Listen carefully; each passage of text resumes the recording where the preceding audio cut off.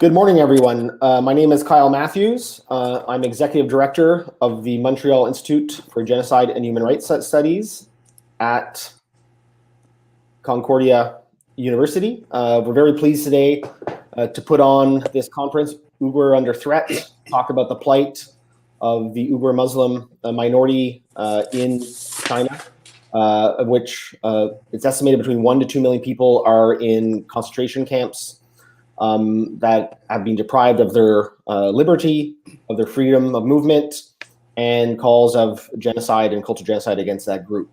We're very pleased to organize this event. It's been a hot button topic in Canada, with the Canadian Subcommittee on Human Rights recently calling what's happening to the Uyghurs, calling it a genocide. We're very pleased today to bring together a group of top-notch academics, survivors, and also policymakers and NGO people to talk about what actions can be done to protect the Uyghurs from these atrocity crimes. I'd like to say, first off, really thank you to Concordia University's Department of Political Science for supporting this conference. And particularly, I thank Professor Kim Manning for working with Migs on this. It's a pleasure, and we're very glad we can make this happen. So first, we're going to pass the floor to Irwin Kotler to give opening remarks. For those of you who don't know Irwin, he's a former Canadian Attorney General and Minister of Justice. He is Canada's top human rights hero. He's been active on working on human rights issues around the world, political prisoners, against genocide and mass atrocity crimes. And he's the chair and founder of the Raoul Wallenberg Center for Human Rights. We're very pleased. Migs works closely with Irwin, and we're very pleased that you could join us today, Irwin, and make opening remarks at this conference. The floor is all yours. Thank you, Kyle. May I begin by commending you, the MIGS team, the Department of Political Science, Professor Manning, for organizing this timely and significant conference on what I would characterize as the most pressing human rights issue of our time. Indeed, we meet today at an important moment of remembrance and reminder. On the 85th anniversary of the Nuremberg race laws, on the 82nd anniversary of Kristallnacht, translated as the night of broken glass. But whereas I've always felt that translation belies the horror of what took place at Kristallnacht, which became, in effect, the precursor to the Holocaust. The 75th anniversary of the liberation of the death camp Auschwitz, the most brutal extermination camp of the 20th century. But what makes the horror of the Holocaust and the genocides that followed, such as with the Tutsis in Rwanda, or what happened in Darfur, or to the present day, what is happening with the Rohingya, what makes these genocides so horrific are not only the horror of the genocides themselves, that would be bad enough. What makes them so horrific is that they were preventable. Nobody could say we did not know. We knew, but we did not act. Just as with regard to the plight and pain of the Uyghurs today, nobody can say that we do not know. The witness testimony, the scholarship, those who are appearing in your forum today have made it clear that we are witnessing not only crimes against humanity with respect to the Uyghurs, but arguably acts that are constitutive of genocide under the Genocide Convention, as the recent report of the Foreign Affairs Subcommittee on Human Rights of Parliament, as you mentioned, of the House of Commons, in fact, themselves determine. And so at this point, we might just take a quick appreciation, given the pain that is at the backdrop of it, but just to get a sense of what these mass atrocities constitutive of genocide include. They are the mass incarceration in concentration camps of over 1 million Uyghurs, the largest detention of a minority in internment camps since the Holocaust, with survivors testifying of forced enslavement, torture, rape, disappearances, and murder. The massive, inhumane, and increasingly coercive population controls, such as mass sterilization, which has reduced the population between 2015 and 2018 in the Xinjiang region by 85% of the Uyghurs. The forcible separation of 1.5 million Uyghur children from their families. the state-orchestrated incitement to genocide, which characterized, for example, the religious practices of the Uyghurs as being malignant tumors and calling for the uprooting of these cancer cells, and the massive state-sanctioned assaults on Uyghur memory, religion, culture, language, and identity. The whole, as I said, constitutive of acts of genocide under the Genocide Convention. Accordingly, we need to not only unmask and expose these crimes against humanity, these genocidal acts, but act upon them, including, and with this I close, number one, following the leadership of the Canadian Parliamentary Committee and making parliamentary and governmental determination that these are acts of genocide under the Genocide Convention. Two, having the UN authorize an independent, unfettered, investigative mechanism into the Xinjiang region. Number three, invocation of the responsibility to protect doctrine. Number four, sanction corporations with supply chains linked to the Uyghurs. And number five, targeted Magnitsky sanctions, all of which were themselves recommended by the Foreign Affairs Subcommittee on Human Rights. As Holocaust survivor and Nobel Peace Laureate Elie Wiesel would remind us again and again, silence with evil remains and becomes complicity with evil itself. Indifference always means coming down on the side of the victimizer, not on the side of the victim. We cannot be indifferent. We must act. And I commend you for organizing this forum today.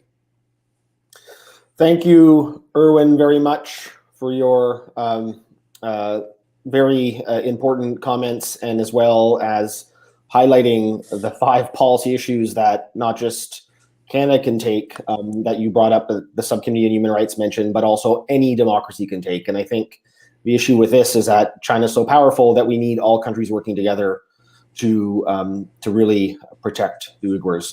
So with that being said, thank you, Erwin, for joining us. And I would like now to pass the floor to Professor Kimberly Manning of Concordia University. Kim, the floor is all yours.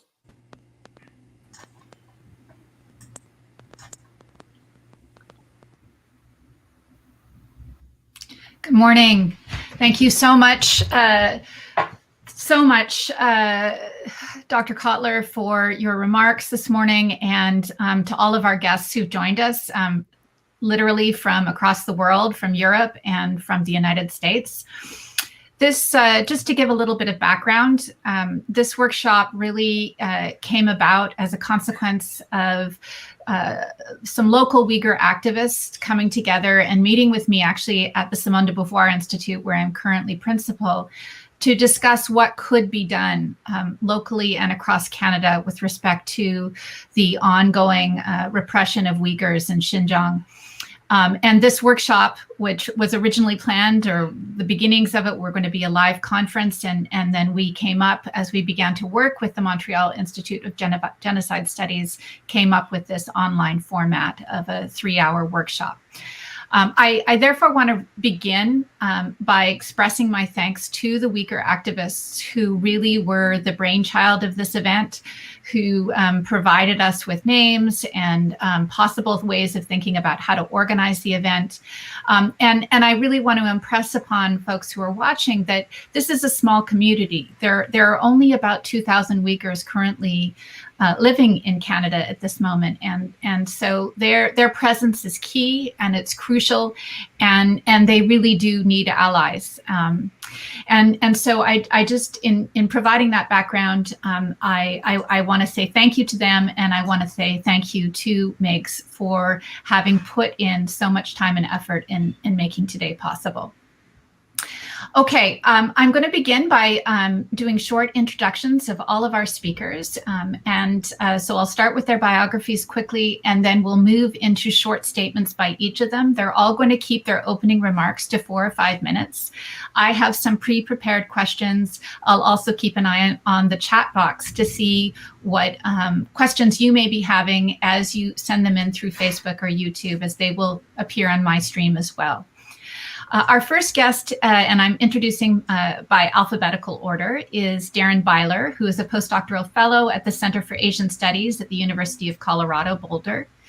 He researches the dispossession of ethno-racial Muslim minorities through forms of surveillance and digital capitalism in China and in the global South.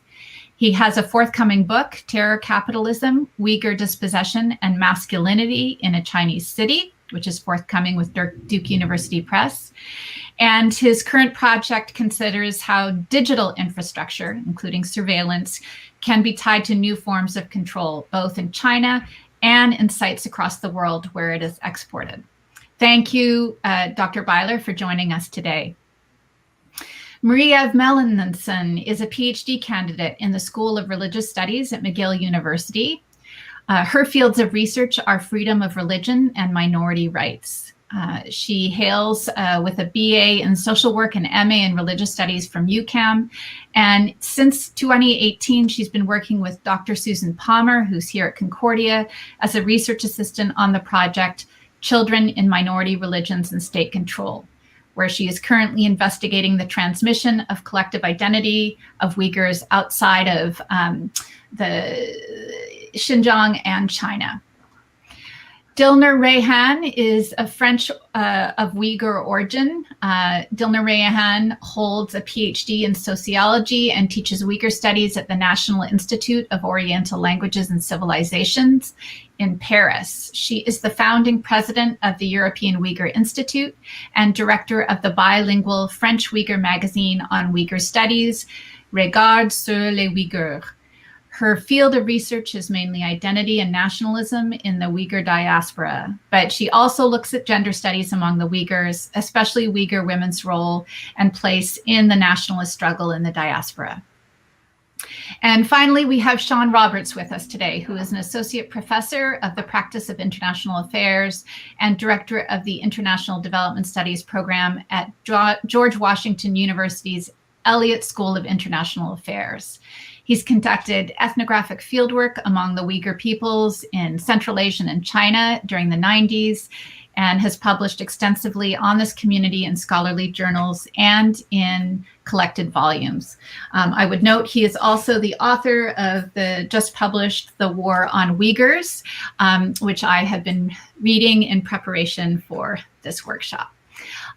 So that is our quite remarkable panel today. Thank you again to all of you for joining us. I would like to begin the program by first asking Dr. Byler to speak. And again, just asking that you keep your remarks to be between 4 or 5 minutes, and they will be speaking directly to their particular areas of research.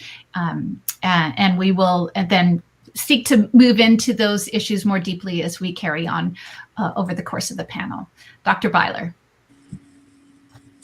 Great, it's an honor to be here. I'll try to keep this brief. What I'd like to talk about in my 5 minutes is the way that genocide can be framed as part of a larger process of settler colonization. If we look at the work of scholars like Patrick Wolfe, we can see that settler colonialism itself is a process of elimination and replacement. And often, in some cases, that means simply transforming the culture of the colonized people. But in other cases, it actually leads to mass death. That's why there's such a strong connection between them, between genocide and colonialism.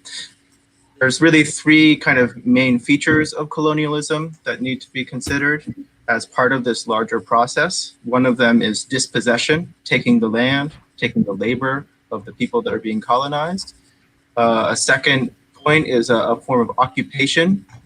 There has to be settlers in this space, and also they have to capture the institutions of the society, which means the educational institutions, the banking system, all of the things that make the society work. The third element of settler colonialism is domination, a relationship in which one group of people is placed in a position of power over others, and really can treat the colonized peoples with impunity. The normal sort of human rights, civil rights don't apply to the colonized because they're in this subordinated position. So what does this look like for the Uyghurs and for the Kazakhs and the other indigenous peoples in Northwest China? Well, to understand this, we need to go back to the 1990s, which is when China was opening up to the West, was becoming a manufacturer for the world, and was in search of raw materials, of natural resources that could fuel their economy. And the Uyghur region is home to around 20% of Chinese oil and natural gas, and even higher percentage of Chinese coal. And so it made a lot of sense that they would begin to build infrastructure, roads and pipelines into this region to get access to those natural resources. And this is a story of settler colonialism that we see play out in many places, even in Canada and in the United States. Natural resources is the primary driver, and the people that live in those indigenous lands are really a sort of hindrance in getting access to the natural resource. Over time, the infrastructure building, the natural resource industry brought many settlers into the Uyghur region, and that's how the occupation began. Prior to the 1990s, most Uyghurs didn't encounter Han people in their daily life. Han is the majority group in China. One of my Uyghur friends that I interviewed when I lived in the region told me that if a Han person came to their village, it was a major event. Everyone would come out of their houses and they would look at the person because it was just so unusual to see a Chinese person, a Han person. That's now changed. There are Han people in every village. It's just a normal part of life. The other thing that's happened is those settlers have now taken positions of power in the villages. So they're the leaders of the work brigade, the leaders of all of the educational institutions and other institutions of government. That has produced this relationship of domination, one in which Uyghur language, Kazakh language can be criminalized, which is what we've seen in the education system and in other institutional spaces. Chinese Mandarin is now the language of the state and the language of demonstrating your re-educatedness. So I'll end really quickly by telling a story of one of my friend's sisters who called him about a year ago crying, saying that she had a big test coming up where she was going to be tested in Chinese, and she didn't know if she could pass the test because she hadn't grown up in a Uyghur language environment. Her family members all speak Uyghur, really don't speak Chinese, but she had to pass this test, and she was around 13 years old. She was moving from a middle school from an elementary school environment to the middle school. The middle school was going to be far away from home. It was a boarding school. And she was thinking if she didn't pass this test, that she would end up working in the factories like the others in her village that had been sent through coercive factory labor placement programs to go work in factories. So at a young age, she had to make this, she was facing all this pressure. Fortunately, she passed the test. Only around 15% of the people that took the test in the village did. The rest are now on a track to go work in the factories. So at a very young age, she was torn from her family, even though that was the choice she made, to go to this boarding school. Now doesn't see her family at all. She's in a completely Chinese language environment in this residential school. Residential schools are common throughout the entire region. Almost all teenagers, Uyghur teenagers, live apart from their families in those sorts of schools. She said that she's not forgetting her Uyghur. She still speaks it secretly to other Uyghurs in her class when they walk along the playfield outside of the classroom. But I think over time, she's starting to lose her Uyghur. She sometimes now mixes her Chinese with Uyghur. And that's the fear that many Uyghurs have, is that the next generation of Uyghurs will no longer know their language, they'll no longer know their culture and history. They're no longer the authors of their own history. So I'll leave it there. Thank you. Thank you so much, Dr. Byler, for those really illuminating remarks. And I appreciate that you spoke directly to the issues of settler colonialism, kind of a facet of Canadian history that many Canadian settlers are only coming to terms with in terms of our own lands where we live and work and raise our families. And the issue of language revitalization is a particularly pronounced one at the moment, because so many of Indigenous peoples in Canada have grown up without their languages as a result of the residential school system that was in place up until the early 1990s in some cases in Canada. So thank you for your remarks and making that contextualization in particular for some of those in our Canadian audience. I'd like to turn next to Ms. Mellinson, who is going to speak, I believe, about some of her interviews with Uyghurs in the diaspora. Thank you. So hello, everyone. Thank you for having me on this panel. So to briefly introduce the research that I am currently conducting with Dr. Susan J. Palmer, who is the principal investigator on our SHARE-funded project, and she's also an affiliate professor in the Department of Religions and Cultures at Concordia University. So we are investigating two things specifically. First, we are collecting the immigration history of Uyghurs who left their homelands. So the reasons that led Uyghurs to immigrate in the first place.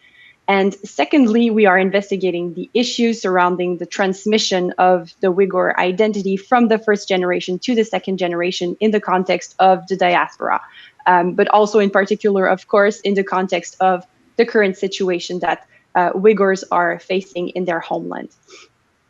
We have focused on Canada and Turkey so far, mostly.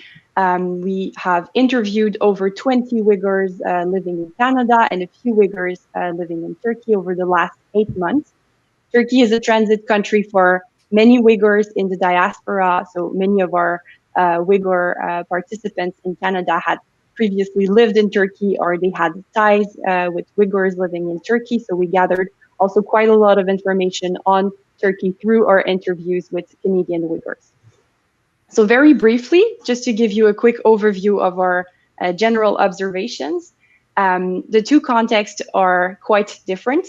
In Canada, there are only around 2,000 Uyghurs, and they are really split across the country. So this makes it quite challenging for them to establish support networks in areas where there are few Uyghurs, and that's really anywhere outside of the areas of Toronto or Montreal, where the Uyghur community is a bit bigger. And also in Toronto and Montreal, the Uyghurs have set up Sunday Uyghur schools for children, which are quite popular. So that's for Canada. In Turkey, there are approximately 60,000 Uyghurs today. So Turkey is the main home of Uyghurs in the diaspora outside of Central Asia. And according to our participants, many Uyghurs feel really at home in Turkey. They like the culture, which they find similar to their own culture, and Turkish language is related to their own Uyghur tongue. So this makes it easier for them. The problem is that many Uyghurs who fled to Turkey from their homeland, and this is probably more and more people since 2017, they ended up kind of stuck in Turkey, if I can say, because they are not able to get their Turkish citizenship. So Turkey will grant them a long-term residency permit, which allows them to legitimately live and stay in the country, even if their visa expires. But with this status, they don't have any social security or benefits. They cannot find employment. They often have to work illegally, and they get paid below the minimum wage. But nonetheless, in Turkey, they have a community, they have freedom of religion, they can engage in activism and all these things. So despite the fact that the Uyghur community in Turkey is big and dynamic, many Uyghurs in Turkey end up wanting to leave for economic reasons and sometimes also for political reasons, since Turkey has straightened its relationship with China in the last years. Yeah, so just to wrap it up, in our research, we look at the challenges that Uyghurs face in these contexts. Having left their homeland and raising their children in the diaspora, and obviously the current situation in their homeland has a huge impact on the transmission of the Uyghur identity to the next generation. Our interview data suggests that Uyghurs in the diaspora feel they have a responsibility to counter the genocide that is happening, and there is an effort to do so through educating the public and raising awareness of the Uyghur situation in China in parliament. Another strategy is having many children and raising them in the Uyghur culture, speaking the Uyghur language, and in keeping with the Islamic faith for most people. Yeah, so that's it for the overview. I look forward to your comments and questions. Wonderful. Thank you so much, Ms. Mellemsen, for your remarks and adding this additional context to our discussion as we move forward in a few minutes. Very helpful. Next, I'd like to turn the panel over to Dr. Rayhan. I was really pleased that she was able to join us, given her role in Europe at the current moment and the important work she's doing in particular on gender issues. Dr. Rayhan? Thank you, Kimberly. Merci pour l'invitation. I will talk more about the Uyghur genocide from the gender perspectives. When we talk about women in conflicts, very often we talk about situations in army conflicts. However, very few about women in colonial situations where there is no necessarily collective armed violations, but colonial violences could be both physical and psychological, just as destructive or even more destructive, as is the case of Uyghur women, since especially from the end of 2016. And sexual violences against women are part of determined strategies perceiving various motives, from community humiliation to ethnic cleansing, including the terrorization of civilians and political opponents. Women are targeted because their attackers want to harm their mental and physical integrity. They are publicly assaulted to show that their men are incapable of defending them, also because they carry within them the future of their own group. Their ability to procreate is then destroyed by sterilization because they are forced to bear the children of the enemy. And women are particularly exposed to this kind of genocidal policy. It's the case of Uyghur genocide now. State-sponsored campaign against Uyghur women, like current Uyghur women, and through forced sterilization, abortion, and implanting contraceptive devices. With their beauty campaign, the Chinese authorities are forcing Uyghur women to cut their long hair to become modern women according to Chinese government's norms. Women wearing dresses or skirts deemed too long by Chinese authorities arrested and worst of all, while their husbands are locked up, Uyghur women are forced to share their bed and their home with state employees sent in their houses by Beijing. Images and videos of Chinese men settled in Uyghur homes and young women's testimonies of rape in their home at the hands of these state employees regularly circulate on the internet. A significant number of the Uyghurs and the Kazakhs locked up by China in these ethnic and religious concentration camps are women. Amongst the survivors, many women have testified as to the inhuman and degrading living conditions inside the camps, the torture inflicted, the gang rapes, and the injections that caused of their periods to stop. For French intersectional feminist and researcher Françoise Vergès, this kind of appropriation of the womb of woman is contemporary with the emergence of colonial slave empires and the birth of capitalism. The accumulation of material wealth by and for a colonial regime rests on the plundering of colonized lands, the forced labor of slaves, but also the fruit of the womb of racialized women.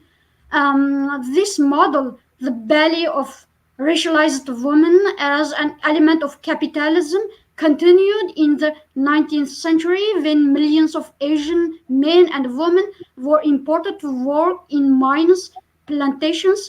It was still the belly of racialized woman which is exploited to satisfy the need of labor, need for labor of imperialisms.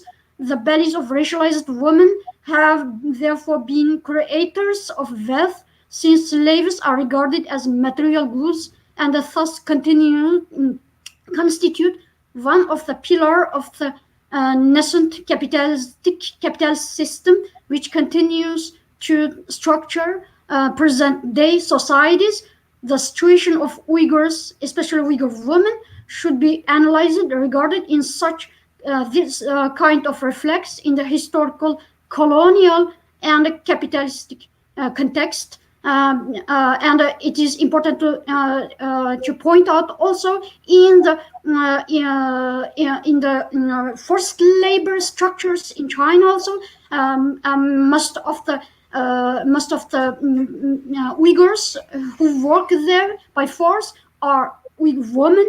Sexual violence against women in the context of war and ethnic conflict has been considered a violation of human rights since the 1990s, but since 4 years, Uyghur women, on the situation of Uyghur women, we did not hear a single voice from none of international structure for protection of women rights. Thank you. Thank you so much, Dr. Rayhan. Your comments are so apt, and I think drilling down into the capitalist infrastructure and how it intersects with this moment of settler colonialism, but also with genocide, and feminist scholars who've been looking at genocide for a long time recognize and insistently call attention to the way that genocide is gendered, and so taking that into account is really, really critical in understanding the impact for women, for understanding the society as a whole, and how the genocide is unfolding. Thank you so much for your remarks. Dr. Roberts, I'd like to turn now to you for your comments at this moment, looking out on what is taking place.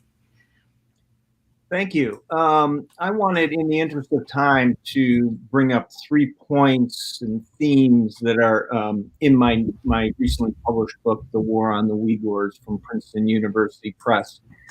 The first one is very much reiterates a lot of the things that Dr. Byler said.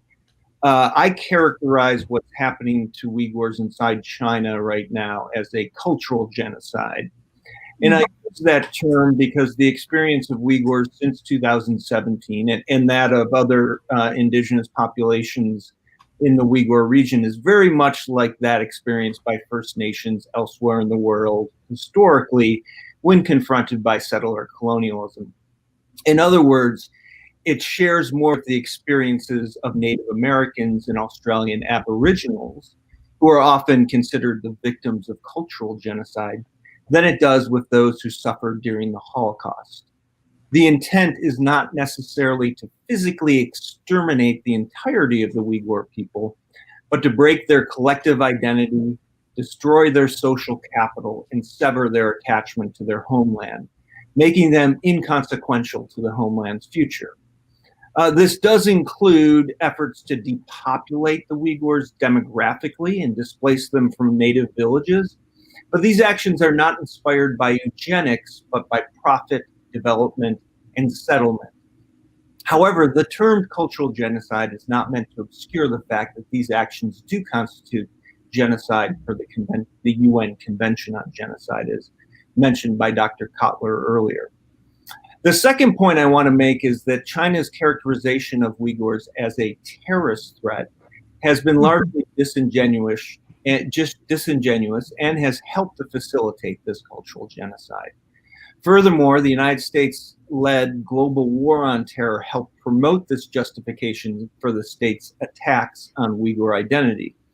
This is particularly true regarding the recognition by the US government of a phantom group called the Eastern Turkestan Islamic Movement as a terrorist group in 2002. While very recently, just in the past few weeks, the United States has delisted this group as a terrorist organization and has recognized that the group has not been operational for over a decade, the damage done by its listing in 2002 as a terrorist organization cannot easily be reversed. The story of how this occurred and its eventual ramifications is both complex and depressing, but I'm happy to elaborate on that in our discussion. And finally, the last point I want to make is that while the issue of the Uyghur cultural genocide has become a geopolitical flashpoint in the context of growing great power competition and conflict between the US and China, this should first and foremost be a humanitarian issue of global importance. In this sense, I think it's particularly important that the United States is not perceived as driving the international scrutiny of what is happening to the Uyghurs right now. In this sense, it's important that other states, such as Canada, take their own independent stances on what is happening to Uyghurs, and that those stances are motivated by a real concern for human rights for all rather than by geopolitical concerns. And along those lines, I'm particularly happy to have been invited to this event today. I think it's going to be very important in the international response to what is happening. Thank you very much. Wonderful. Thank you so much, Dr. Roberts, for your remarks and sort of a kind of a global zooming out a little bit in terms of some of the most pertinent aspects of the unrolling genocide. I think what I'd like to do is actually dig down a little bit into some of the criteria. 2 of the 5 criteria that define a genocide, according to the United Nations, are concern children, both preventing births and transferring children. And this highlights the important role that the next generation plays in ensuring the future of a community. As we move closer towards an official recognition of the genocide against the Uyghur peoples, how have Uyghur children, either in China or in the diaspora, been impacted by this current situation? And I open this to whoever would like to respond, whether Marie-Eve or Dr. Rehat or yes, whomever would like to jump in.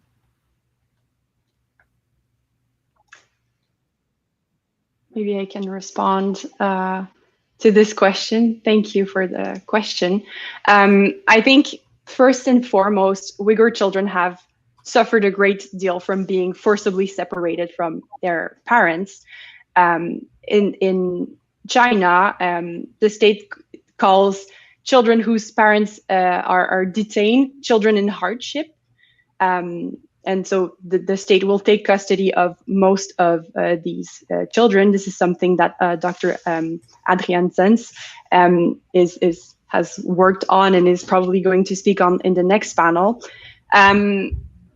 Yeah, so the most recent reports show that these children are taught only in Mandarin, and they are raised in the Han culture, and they have to dress in traditional Chinese clothing. And this is all done in the name of interethnic unity.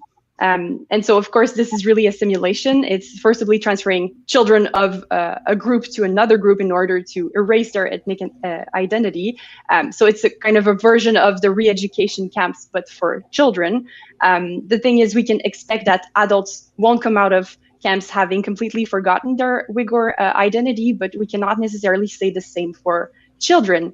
So being separated from their parents is, of course, affecting Uyghur children, but it's also affecting the Uyghur people as a whole. And in the diaspora, for instance, this has made safeguarding the Uyghur language, history, identity all the more important. And one way of doing that is by teaching all these things to the next generation and transmitting the Uyghur identity.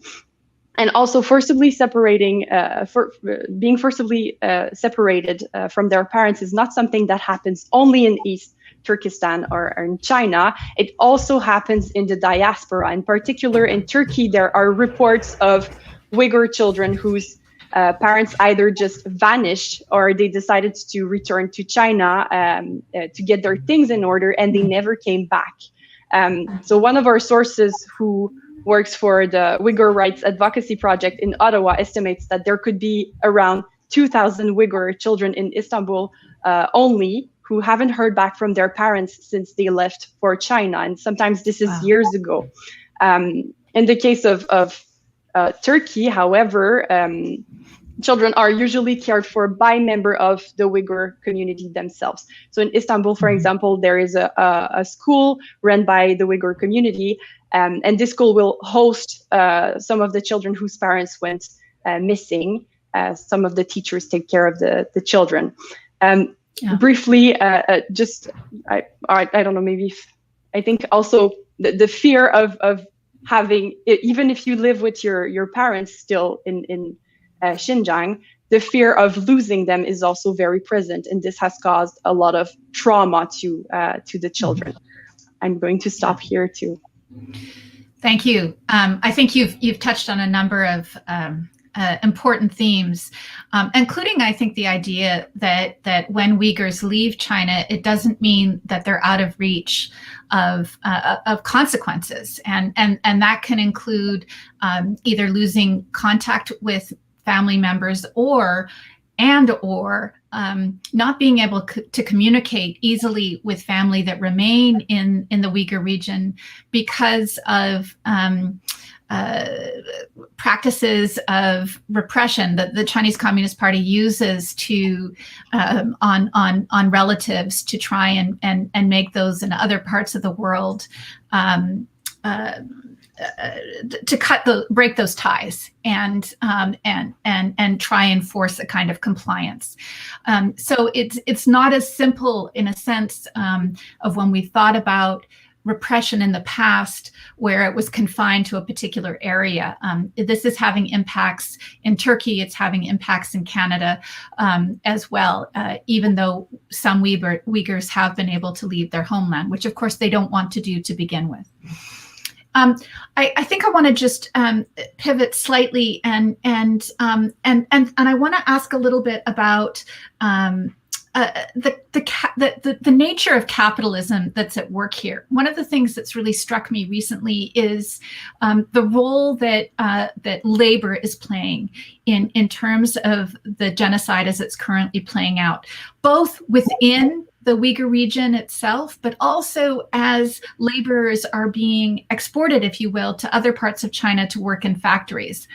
And I'm wondering if Dr. Roberts or Dr. Byler would like to comment a little bit on how this is playing out. To me, it evokes, when you combine it with thinking about the kind of surveillance underway, it's almost Orwellian. We use that term a lot, but there does seem to me something that is the parsing out of people into different layers, stratification within Uyghur society, as well as within China as a whole. Sure, I can address that question and also speak to the previous one a little bit. One of the women I interviewed in Kazakhstan in January is a woman named Gulzira Alkhan, who was held in a camp for about a year. And one of the things she said while she was in detention is she met other young women there who had lost their children as they were taken, and they were crying initially because of that, making too much noise. And so the guards said, "Why are you making this noise?" And they took them out. They were saying, "You know, our children are at home. We don't know who's taking care of them." And some of them were still nursing their children. And she said, after they took them away, they were gone for about an hour or two, and when they came back, they were completely silent, and they had been beaten really harshly. So just to put a point on that, it is a violent separation that's happening, particularly for these detainees. Gulzira was held in the camp for a year and then was released. She thought maybe things are getting better, will get better for me. She had passed the Chinese tests and other things. But then a week later, she was sent to work in a factory about 7 kilometers from her camp. And she recognized her boss when she arrived. He was a Han person from Hebei province who had been touring her camp previously. He'd actually selected her as a worker She also recognized some of the overseers in the factory space as workers from the camp. So there's a really direct connection between the factory and the camps. She has also said that there was lots of surveillance. They had her phone checked 3 times a day. They had body searches as well. At night, they were held in a dormitory where they received more instruction. It was an extension directly of the camp, is how she described it. And she wasn't paid more than $50 per month. So she said, you can see this is slave labor. Thank you. That's very helpful. If I could just chime in about that. Please do. I think one of the things that you kind of hinted at about the coercion in the region that is important to understand, the combination of the constant threat of internment or imprisonment and the omnipresent surveillance is also something that allows the government to implement all kinds of forced assimilation measures, including these labor programs, and make them appear voluntary. You know, Darren's story about the woman in Kazakhstan points out, you know, she was in some ways very happy to move from an internment center to a factory. And that, I think, is very important to understand in terms of how the coercion's happening in this equation, that almost nothing that Uyghurs or other ethnic groups in the Uyghur region agree to do right now can be considered voluntary, because there's a constant kind of hanging over of coercion that if you are not voluntarily participating in these events, whether it's sending your children to boarding schools or going to a residential factory to work, then you will be assumed to be an extremist and then either subjected to internment or to imprisonment. Okay, thank you very much. Turning to a slightly different angle and thinking about the catastrophe as it's unfolding, and returning to some of Dr. Rayhan's comments about the gendered nature of the violence. I mean, if you were to ask members of the Chinese Communist Party or many of the Han population, many people would likely see this as a kind of a liberation for peoples who are living in the Uyghur regions, and particularly seeing Muslim women as you know, under the if you will, under the boot of a patriarchal Muslim culture. This is not unfamiliar, I think, to at least some of us who, when we look at laïcité laws, including here in Quebec and in France, this idea that Muslim women are somehow more oppressed than our women from the more secular West or even a Han, if you will, modernity. Dr. Rayhan, I'm wondering if you could comment a little bit on how this is playing out. Like, how is it, you were talking about women being told about cutting their hair, but what is it that women are being told in terms of what their liberation is supposed to look like, and that impact that may be having directly on the lives of women living in the Uyghur region? Your microphone is off.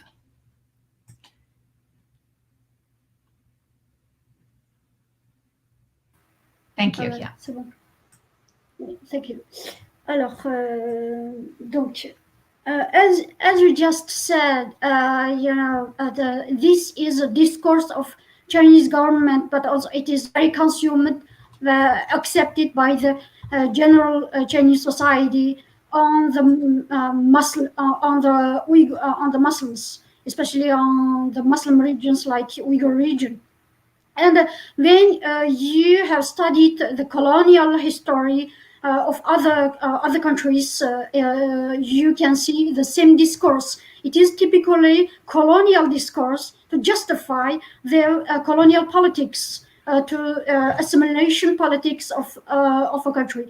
It is very similar when you see the colonial politics of France on Algeria, for example. It is exactly same politics and same discourses. Muslim women liberated, Muslim women oppressed by their violent husbands, fathers.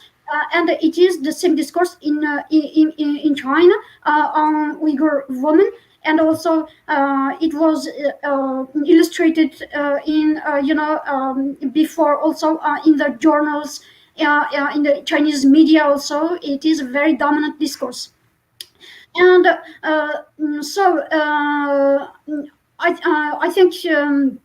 It is very both the Uyghur women and the men in the region, but also for researchers, it is a clear colonial discourse of justification. And it's one of the interesting thing also on the this situation of internment of millions of Uyghurs impact also on whole society and create a situation.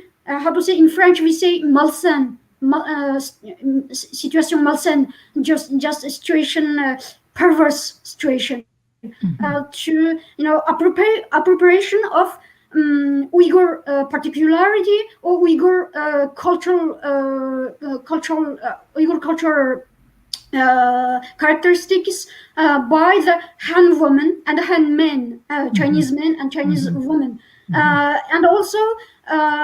You can see that this by the videos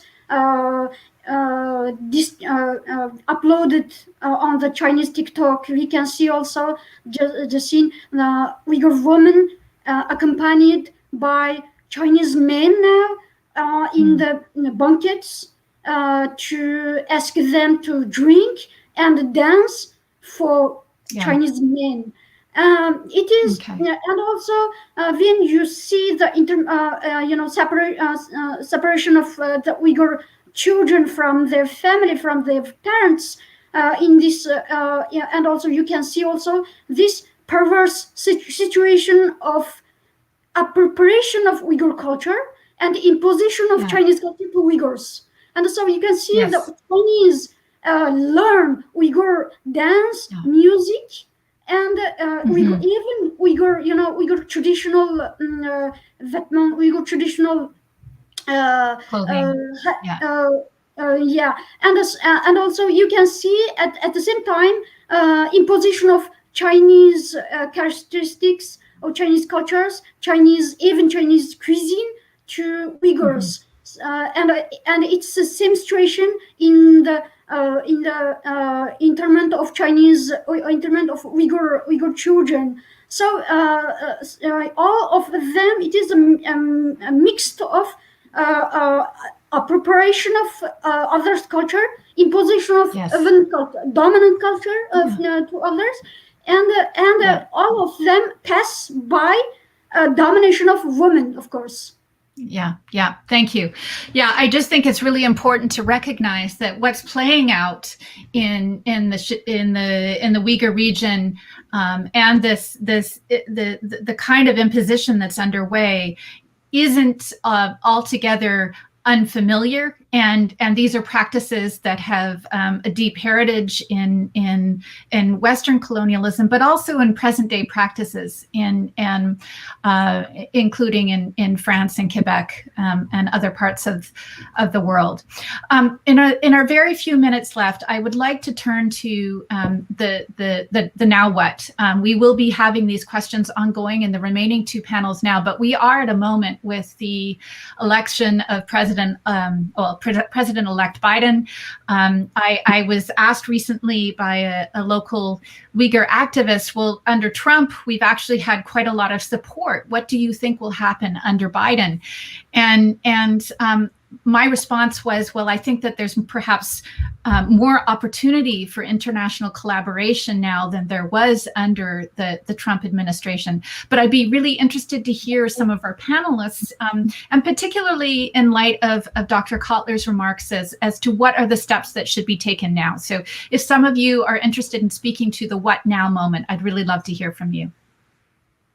Well, I can jump in first. I think that, as I mentioned in my opening remarks, I think it's important that there be kind of an international coalition to address this issue. And I agree with you completely that that is much more likely to happen now with the Biden administration in the United States than it was the case with the Trump administration, particularly if the Biden administration kind of follows the lead of the Obama administration in its approach to international affairs, which was very much focused on trying to build coalitions and lead from behind.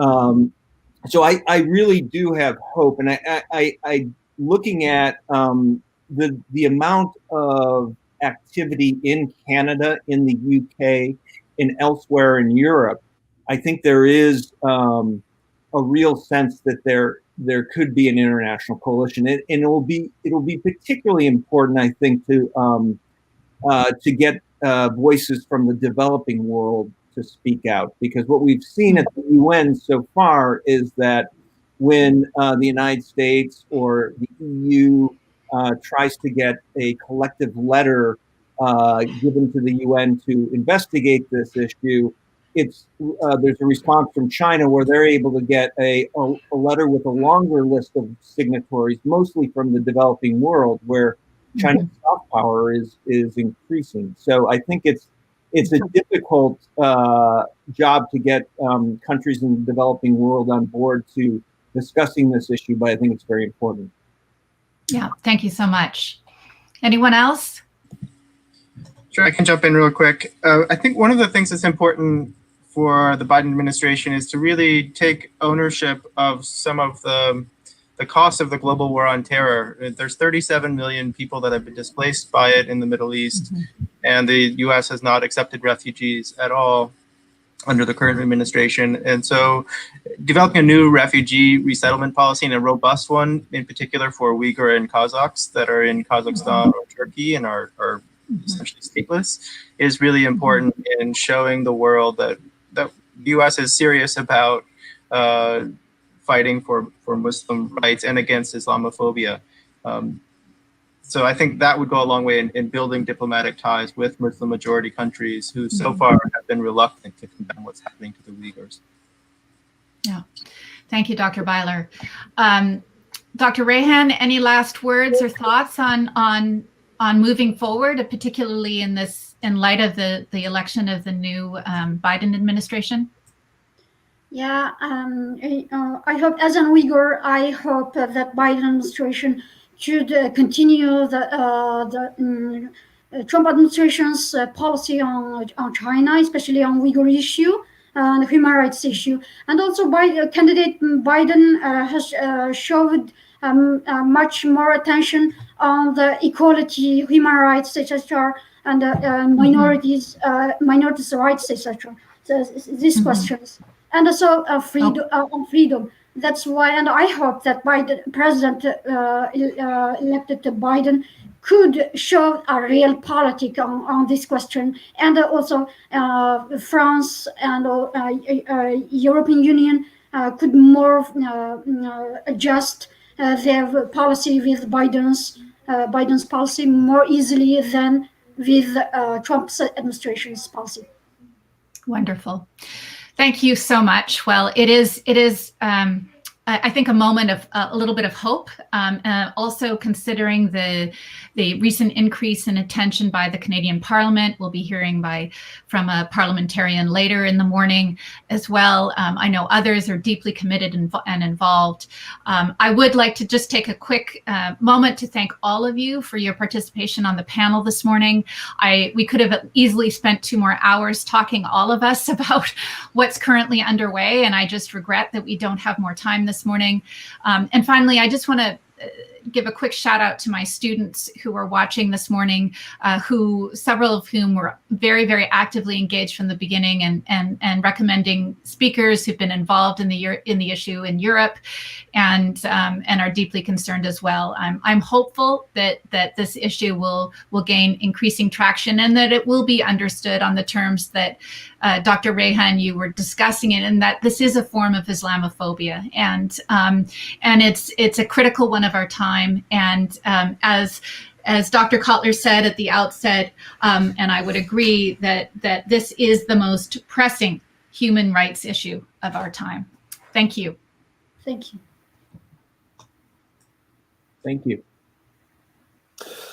So thank you, Kim, for chairing the panel, and thank you, our distinguished guest. I'm going to ask all our guests to leave the studio because we have a maximum capacity of 10. We are now going to move to the second panel. So I would like to invite the chair, Francine Pelletier. Francine is a well-known journalist in Quebec, Montreal, Canada. She writes for Le Devoir, a very important French language newspaper. She's also has a position at Concordia University's School of Journalism. And if I'm not correct, you're just named Concordia's Journalism in Residence. I hope I'm not incorrect on that, Francine. So we're now going to ask, I'm gonna leave the studio. We're gonna ask Francine to introduce the panelists, and thank you very much for pronounce your names for the first time, but let me give it a shot. First of all, I'd like to introduce Minirigul Tursun, who is a camp survivor from Xinjiang. I'm mispronouncing that too. Please bear with me. And Adrian Zenz, who's a German anthropologist and senior fellow in China Studies in Germany. I would now like to give you both of you your 5 minutes. You can speak. You can more or less introduce yourself, your situation, your work, etc. So I would like to start with you, Ms. Tursun. Tell us about yourself. Hi everyone. I'm happy to join with everyone talk about Uyghur issue here. My name is Minirigul Tursun, and I am now living in United States in Washington D.C. here. I am actually come from East Turkestan, Chinese government so-called for Xinjiang, and I born 1989 December 28 in the Xinjiang County in East Turkestan. So from 2015 to 2018, December 23, I was in East Turkestan, the detention camp in China camp. I was in camp 3 times. Total is more than 11 months. So yeah.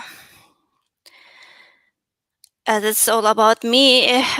My situation is actually I study in China in my middle school, high school, university, and in 2011 I came to Egypt, Cairo, British University for study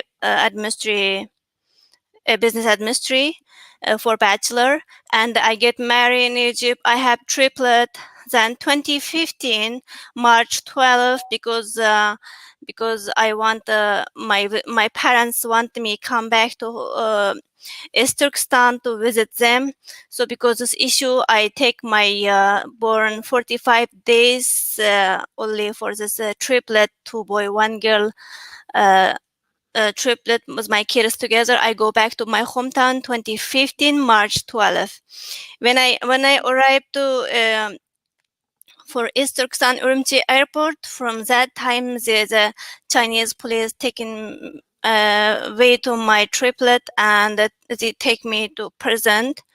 So this is 2015 to until 2018. I am in blacklist. I don't have ID. I cannot use ID. The police put me blacklist. I cannot have freedom to talk with anyone or go anywhere. I cannot use cell phone. So I cannot go outside from my homeland, from Xinjiang small city to anywhere without Chinese permission. And that time I was detention camp 3 times, and I have this time I have get torture and beating and electric charge, and I lost one of my son when he has 4 months, born 4 months. That time I was in the camp that time. The Chinese government, without asking me anything, they get this for surgery for my 3 kids, all of them, but one passed away. And so yes, and in this camp I get electric charge and beating, and of course we have a lot of stress and get torture. And I was in one cell, like 430 square small cell. I was 68 women together, and they give us every 1 week one medicine, and every 14 days give one injection, and different people and a different kind of injection, but we don't know about what is this injection. And they take us all hair. And I was witness for 3 months, and 9 women dead, and with me one cell. And of course, another every 2-3 days, they taken outside from prison a young girl again, and they attend a new woman, and some of the take outside again, they attend a new woman. We don't know about when the police take out from prison this girl, woman, what is going on, what happened for them. We don't know, we don't have information about them. But with me stay one cell, I witnessed 9 women die. And yeah, after 2018 March, because of my I have another life 2 kids, they are born in Egypt. Because this issue, I was short time to with the document come to Egypt, because I want to send my kids to Egypt, and they must become go back to China. And at that time they take from my father, mother, and the sister, brother, and from my home, my family, 26 people to prison. So if I go send my kids to Egypt, must be 2 months inside, come back. If I come back, and then they will release all my family. If I don't come back, they will the Chinese government can find me from any country, anywhere, can find me, and then they can kill me. And I cannot have, and all my family also have, life is dangerous. So I promise for Chinese government, and I write all multiple paper, signed paper, because I will come back. I don't tell anything about what I see in prison, anything. Then I came to Egypt, but I came to Egypt, as the Egypt government wanted me must be go back, and the Chinese government wanted me come back to China. But at that time is I contact with Egypt, just the American embassy, and this is a journalist in US. So because this, and they helped me with my 2 kids to America. So I came to United States 2018 December 23. Yeah, and now I am with my kids, 2 kids in life in the United States. But I lost all contact with my father, mother, sister, brother, all my family from 26 people. I get information about from this 26 people from my family, 5 of dead already. And another of, I don't know what about they are alive or no. I don't have any information. Yeah, because of time issue, I just talked about like a short. Yeah, if you have any question, you can ask. Yes, I'd like to ask you a few questions. There's a lot. You've been through so much, it's hard to know where to begin. My first question would be, when you went back to East Turkestan from Egypt, did you know that you were possibly going to be imprisoned and facing all the horrible things you just described? No, actually, I don't have any information about, so I don't know anything. Just I take from phone call from my parents. They say, we understand you you give the baby, but we need you coming. We need to see you and your kids. Yeah, because this, I don't think about I have like this in my life. Yeah. So it hadn't, when you arrived, the repression had just begun. Is that what was it your family had not been imprisoned? They didn't know that there would be this kind of ordeal that you would be facing? No, zero. Actually, I think they don't know about anything, because when I 2015 March 12, when I arrived at Beijing airport, then in Beijing airport they asked me about 3-hour question, a lot question. They don't give me my kids, like what I go to outside another country, what I do in this country, and how many Uyghur I know. A lot of question, but I don't know. Of course, they ask this question. I don't know. I just answer I don't know. Then from Beijing airport, they have 2 Chinese officials. They say they want to help me to my kids bring me Urumqi. And at that time, I don't know. Also, these 2 people coming with me, they are police. So they come with me, carry my 2 children. We come to Urumqi airport. Just we arrived at Urumqi airport, and they take my a triplet, and they show me some ID. Say, don't say anything. Come with us. We are police. Okay. Yeah, So and then yeah, from airport to they take me at my head, put black hood, and then my handcuff, and they take my mouth to take me directly the Urumqi prison.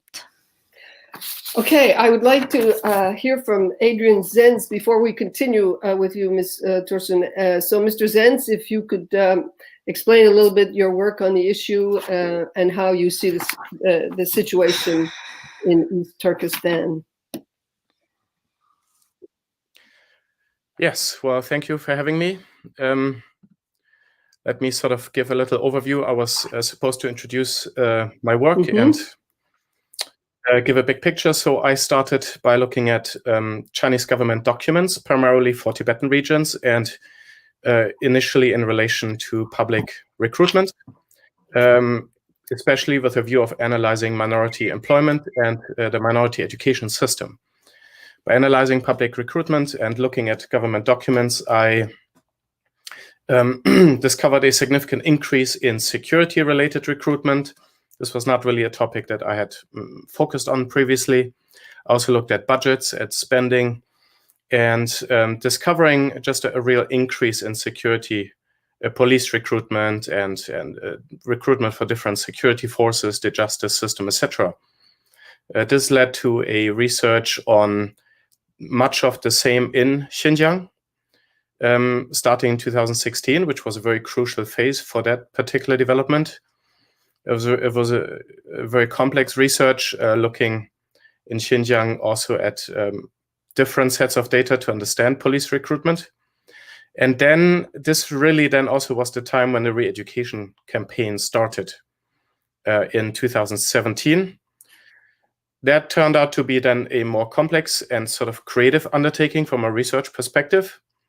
Approaching a sort of a secretive or sensitive topics requires approaching it from different angles and in different ways to understand what was going on with the internment, the mass internment of Uyghurs and others in camps in 2017. A key source turned out to be earlier reports from 2013 to 16 that were more forthright about the early trial, the early sort of attempts, the piloting of re-education in different settings. There were also academic papers, there was budgets, there was some recruitment documents, there was public bid documents that turned out to be a key source of information along with satellite analysis. Much of the same research approach proved to be pertinent later on to understand other aspects of this atrocity, for example, the separation of parents and children in systematic ways. Again, looking at one topic from very different angles, looking at state propaganda accounts that were boasting about, how it was beneficial for the children of parents in study centers, a euphemism for the vocational internment camps, to be separated from their parents. Both are studying, etc. Then, of course, there was numbers of preschool construction, preschool enrollment, other statistical data, policy documents. So it's always important we have witness accounts like Mehregol Tosun, very important. Witness accounts often spark or give the early indication that there's something to be researched, something to be looked at. I think every research initiative that has been conducted in relation to Xinjiang has been initially prompted by some kind of witness account or by a visitor account. Very important. The only exception to that was my most recent research on forced labor in Tibet.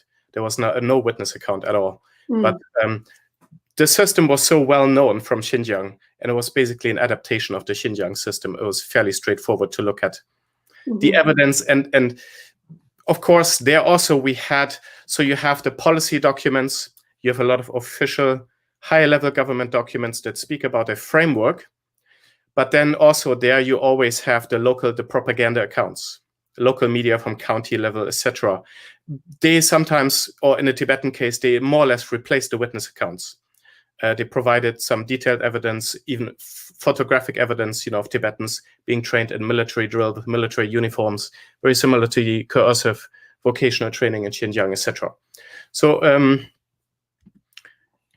that's kind of how this went. And then my most recent research on birth prevention, so-called demographic genocide, raising questions of genocide, actual or however construed, again, heavily relied on government documents, on the government's own statistics, which have been very honest and forthright and helpful, interestingly. And I think the government simply thinks that the government is simply kind of boasting on its success. It's reporting on policy fulfillment,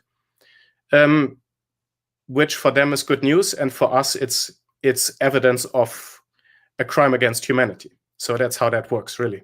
And of course, there also, we had witness accounts. We had, first, of course, birth prevention has been going on in China and in Xinjiang for a long time. But we had some very pertinent witness accounts of much higher levels of coercion of women into birth prevention, sterilization, etc., IUD insertion, in relation to the internment campaign published in major media outlets in 2019. So let me jump in here, because there's, again, I'd like to you're mentioning many aspects of what's going on, and I'd like to get into that in a minute. But just to get a sense of the big picture, the former panel spoke about the situation in East Turkestan as the worst human rights issue of our times. When does this start? I mean, you mentioned 2017. We read that it is 2017 is an important date. Yet Ms. Tursun was talking about being interned in 2015. So when does this program from the Chinese government really get going? Yeah. So you had the first mention of the concept of de-extremification, explicitly framing the religious context as a major problem to be tackled in a systematic way, and then linked with the concept of re-education or transformation through education, which was adapted from the brutal brainwashing of the Falun Gong. You had the first mention of that in 2013. Okay. You then had a key year was 2014. In 2014, you had the first mention of dedicated facilities for re-education, even a 3-tiered system at county level, township level, village level, in pilot areas. So not everywhere. This was like being piloted. This was gradually growing. The other key thing you had in 2014 was the first year of the village-based work teams. Tens of thousands, about 70,000 cadres being sent to go from homes to home to live with Uyghurs, very intrusive, for several months and then report back. That started in 2014. And these work teams continue to be instrumental. Those work teams were very instrumental in developing policies, in identifying persons for internment, and then to watch people who are being released from internment, to keep an eye on them. So 2014, then the next important year was 2016. Of course, everything was ramping up. 2016, you had a new party secretary, Chen Quanguo, who had extensive experience in setting up social surveillance, police system, etc. in Tibet. The first thing he did was ramp up police recruitment, build a ton more checkpoints and police stations, neighborhood police stations, created a complete police state in preparation for the campaign of mass internment that started in spring 2017. So you had a police state in place. So in case there was a huge uproar over the internments, you had the manpower, the technology on the ground to respond immediately and early warning. And then 2017, you had the mass internment campaign. Also, the birth prevention campaign really ramped up in 2017. 2018, forced labor policies, move into forced labor. 2019, desecuritization of many camps, people from camps being released increasingly. Doesn't mean camps are closed, or some camps were closed, but others were actually being expanded. At the same time, in 2019, many Uyghurs being put into long-term prison. So you now have a move into the next phase in 2019. And with a normalization of the way things are looking and appearing, so you prepare for outside visitors, telling them, look, everything is fine here. Visible police presence reduced. 2020 invitation for the United Nations to come and look, everything is fantastic, etc. So that's the phase we're in now. Okay, let me ask you one more question for now before I come back to Ms. Tursun. What you mentioned, government documents, that's the basis of a lot of your research. How does the Chinese government talk about this? Obviously, they're not saying writing down cultural genocide. What is their justification for all of this? The justification is de-extremification, changing, transforming minds, meaning the Uyghurs are said to have severe mental problems. Islam is like a virus of the mind that causes they talk about Islam irrational and violent. I'm sorry. They talk about Islam as a virus of the mind. They talk in those terms. They write that. That's part of their documents. Yeah, that's a bit more hidden. That one you have to search a bit harder for. That's a little bit more circumspect, and then you, in the official documents, a bit more indirect.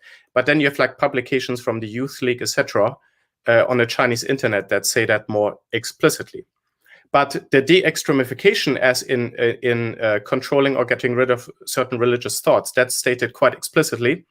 But then you also have to see some of the key insights we have about the whole thing are from confidential, internal, leaked government documents that were leaked to the outside. The China cables that describe how the internment camps are to be run, and the Karakash list. The Karakash list showed in detail how they evaluate the danger of religion, how they appraise somebody's connection to religion. Did they pray? Did they go to the mosque? Did they fast? What did they learn from their parents, etc.? And that whole thing in the Karakash list that was published in February 2020, those were some key insights from non-public government documents. Mm-hmm. Ms. Tursun, let me turn to you and go back to your story. You said you were interrogated for hours at the Beijing airport when you came from Egypt. What were the questions you were being asked? Did you feel that they wanted to find out about Islam, your religion, how religious you were? What were the questions they were asking you? Yeah, the first when they take me to the question room, they ask me, because every time when I come to Egypt, I wear a scarf, and then when I come to near to Urumqi, the airport Beijing, I take off my scarf, because in my passport, Chinese passport, without scarf. So I come without scarf, and they ask me, so do you study in Egypt Islamic school? I say no, I study in British University, business administration for bachelor. And they ask me, of course, do you wear Islamic clothes? And I say, yes, in Egypt, I wear Islamic clothes, but in my country, China is my country, I wear normal clothes. So he asked me like, do you know reading Quran? Do you pray? I say no. If I, because I know if I say yes, and eventually I want to help my life. I say no, I don't know reading Quran, I don't pray. And he say okay. So and then you know how many Uyghur you know, and in Azhar study more than like Islamic Center study more than 300 Uyghur here. Do you know name? I say I don't know any Uyghur, and I don't have any relationship. And they say, do you attend any political fighting in Egypt? I say no. Do you any tell Egypt government about any China, any information? I just say no. Like, and show me a lot of people picture. Do you know this? Do you know this? I say no. Then they ask, what is your parent, mother name, sister, brother name? They are Islamic. They are praying. They wear scar. Do you have anything Quran? And they check my phone. Do you have any Arabic app in your phone? Do you have any picture for Arabic picture? Yeah, and they check everything my phone. They find one picture in my university outside. I take selfie picture, and the back have writing this British university, the English, and the up writing Arabic. Then they ask me, is very angry. They say, have your Arabic words. I say, this is school name. This is school name. And then they say, okay, show me your document. So I give them, show my old school university documents, and they angry. Start angry. They are have writing Arabic words. Why you bring Quran? I say, this is not Quran. This is Egypt. Egypt people speak Arabic. This is their language. So then they accompanied you, if I got this right, they accompanied you back to East Turkestan, and at that moment they put you in prison. Is that right? Yeah, 2015, March 13, yes. And what did they say? How did they explain that you were going to be imprisoned? No, they don't want to explain anything. They just say, comes ask question in airport question room. After that, they ask all this information, my brother, sister, all information in my university teacher, even address, in my business school, some student address, name, they take everything. After that, and then I just ask them, because I need to see my kids because they are hungry about more than 3 hours now. So like they say, okay, and someone coming, stick my mouse and they give black hood and they give handcuff. I don't know where is it taking. After I open and I am in prison. And the first day, 3 day and the night, they ask like crazy question. Yeah. Like what?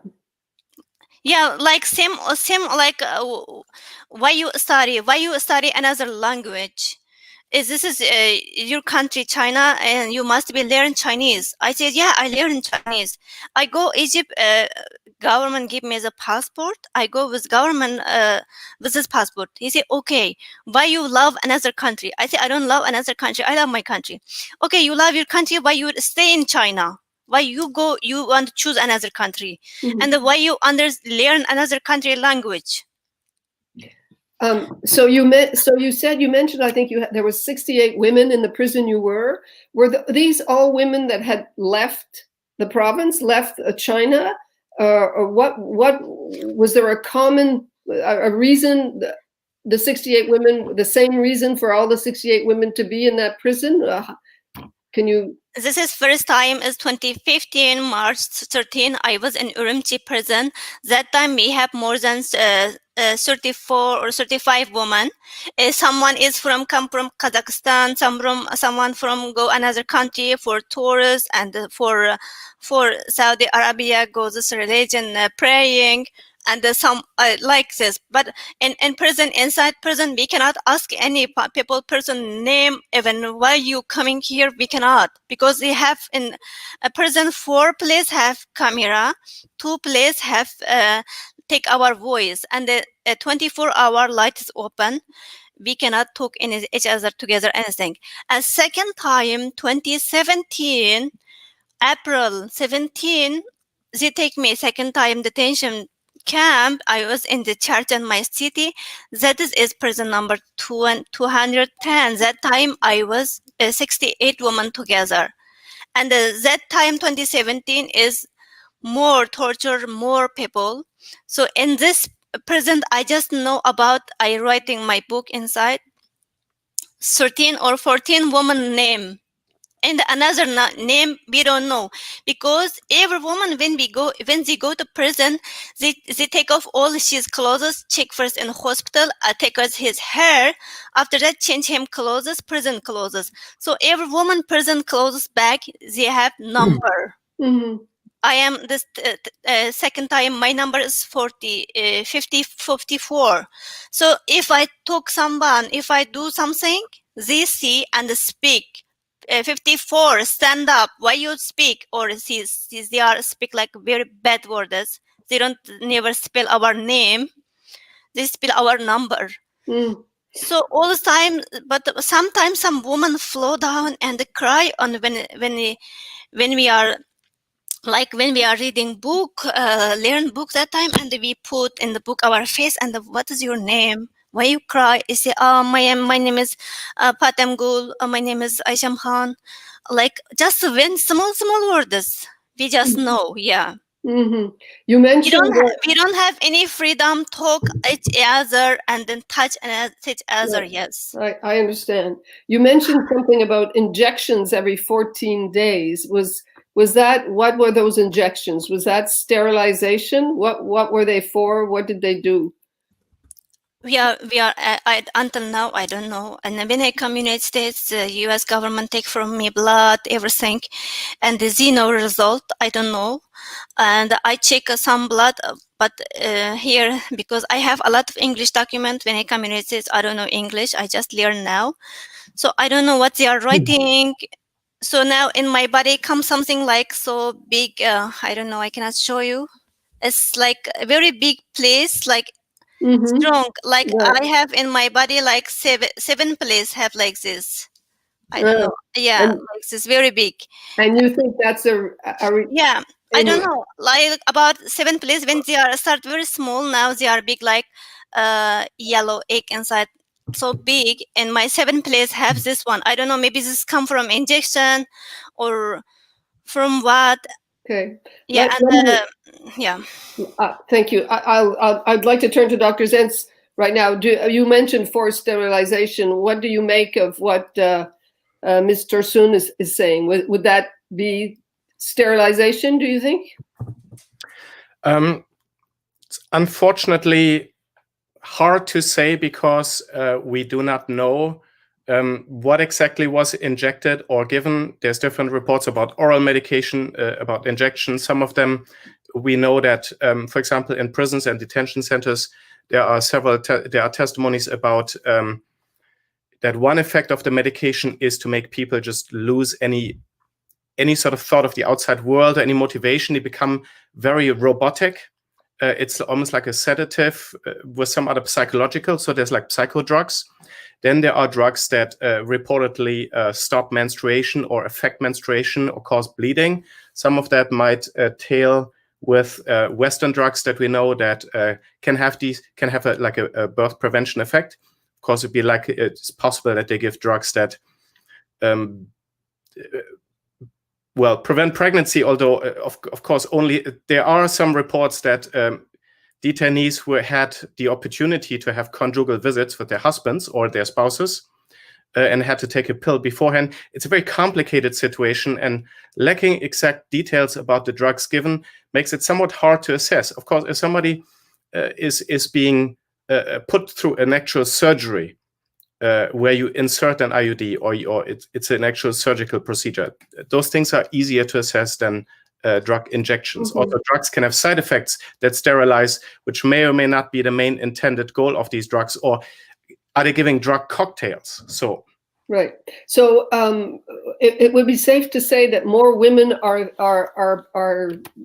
being detained than men, because if you're going to control a population, I mean, you start with the women, and the sterilization being part of what they would need to do hamper the population. What are your figures telling you about the numbers of women as opposed to men? Are the children being interned, etc.? So we actually have some data. We of course have data from victim databases, like that collect testimonies quantitatively. But I also was able to obtain some internal government lists from local counties. They all consistently indicate that about 80 to 90% of those detained are men, which is consistent, mostly heads of households, which is consistent with the goal of cultural genocide, of trying to take out any influences, heads of households, and really break them or take them out of the way for a while or for a long time even, in order to then you can do, it's also then easier to do with the women what you want. So a lot of the sterilization is not necessarily happening to women inside camps, although of course it could, but a lot of that is happening through the regular family planning system. So when we look at what's going on in Xinjiang, we really need to look at also what's going on outside the camps and the prisons. Mm-hmm. And by that you mean what exactly? Well, the whole society has become a police state, and a lot, you have government, you have family, you have a huge family planning infrastructure with clinics that can perform any kind of surgery in every place. You have village work teams that go to households and ask questions, detailed questions, including about family planning. Mm-hmm. You have police everywhere, etc. So this is the infrastructure outside of the internment system that is doing a lot of the work at the moment, including for birth prevention. Back to you, Ms. Tursun. When you got back to East Turkestan and after you came out of prison, in between the times you were in prison, did you read? Dr. Zenz is describing a police state. Did you discover a very different place from what you left it when you left it to go to Egypt? Was it very different? Sorry, can you ask your question again? Yes. I don't understand. Like Dr. Zenz was just describing how East Turkestan has become a police state over slowly beginning in 2013 and more so since 2017.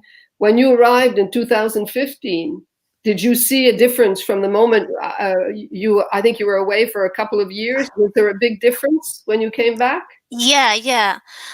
When I came back, like they start like more police in outside. They put like some keys and then stay in the police. Like they already want to fighting somebody. Yeah, and every like 200 or 300 meter have the police state, like they say Gaunting. I don't know how to spell English.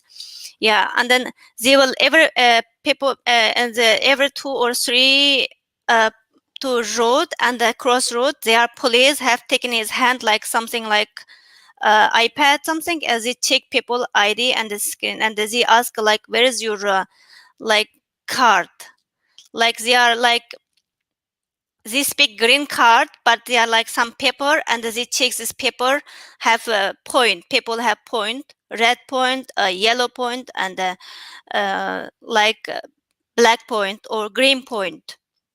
Mm-hmm. So that meaning, as they say, if and after, because I don't have ID, I don't have anything. So if I want to go to any market, and if I go outside from my home to another road or like this, so I must be. Because police no give me my ID, my passport, my phone. Of course, back with me, I have 2 police with me if 24 hours. So they check a card. Give me your green card. So I give them green card. They scan. They understand. You are black point. So black point is blacklist people. So red point is little bit like. Take care, like little maybe dangerous, mm-hmm. Like this. Yellow is we will check this people, how about this person, and the green point is she is safety people, like this meaning. So they say, you are black point, where is your police? You cannot do anything, like my black point is more than dangerous and up, cannot mm-hmm. do anything. All right. And what about re-education programs? Were you in prison? Were they trying to re-educate you to be a good Chinese citizen? Was that happening as well when you went back?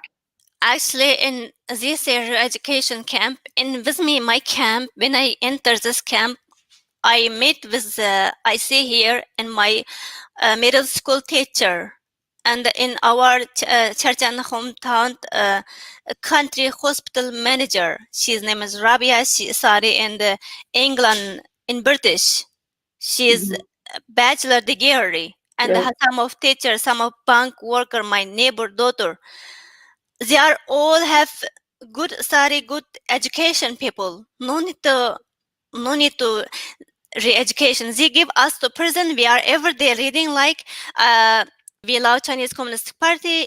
Chinese Communist Party is our God, and Xi Jinping is our God. They give us this life, and if no have Chinese Communist Party, we don't have like this a beautiful country. We just learn about this. And when you, I imagine when you came out of prison, especially after seeing 9 women die around you, you must have wanted a talk to your family about leaving the province, no? About going somewhere else? Is that even possible? Did you discuss that? You know, from 2014, last time I talked with my mother, father in the phone when I was in Egypt, what I like eat, what I want to do in my personal thinking.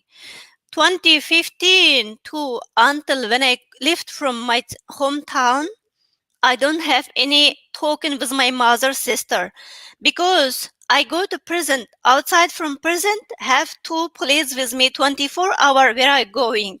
And at my home, every 1 week, 2 Chinese men stay 24 hours. Every 1 week, they change new person. So I go to prison. I have torture. Even my mom, sometimes she cannot ask, where's your hair? Why you so think? Why your mouth blood have come blood? What happened? Your body is blue and green. What happened? What happened in prison? No ask. Sometimes I get so pink. I cry. I go to bathroom. I open washing machine. Our washing machine very older. We buy 100 RMB. I open without water. He have voice, dogong, big voice.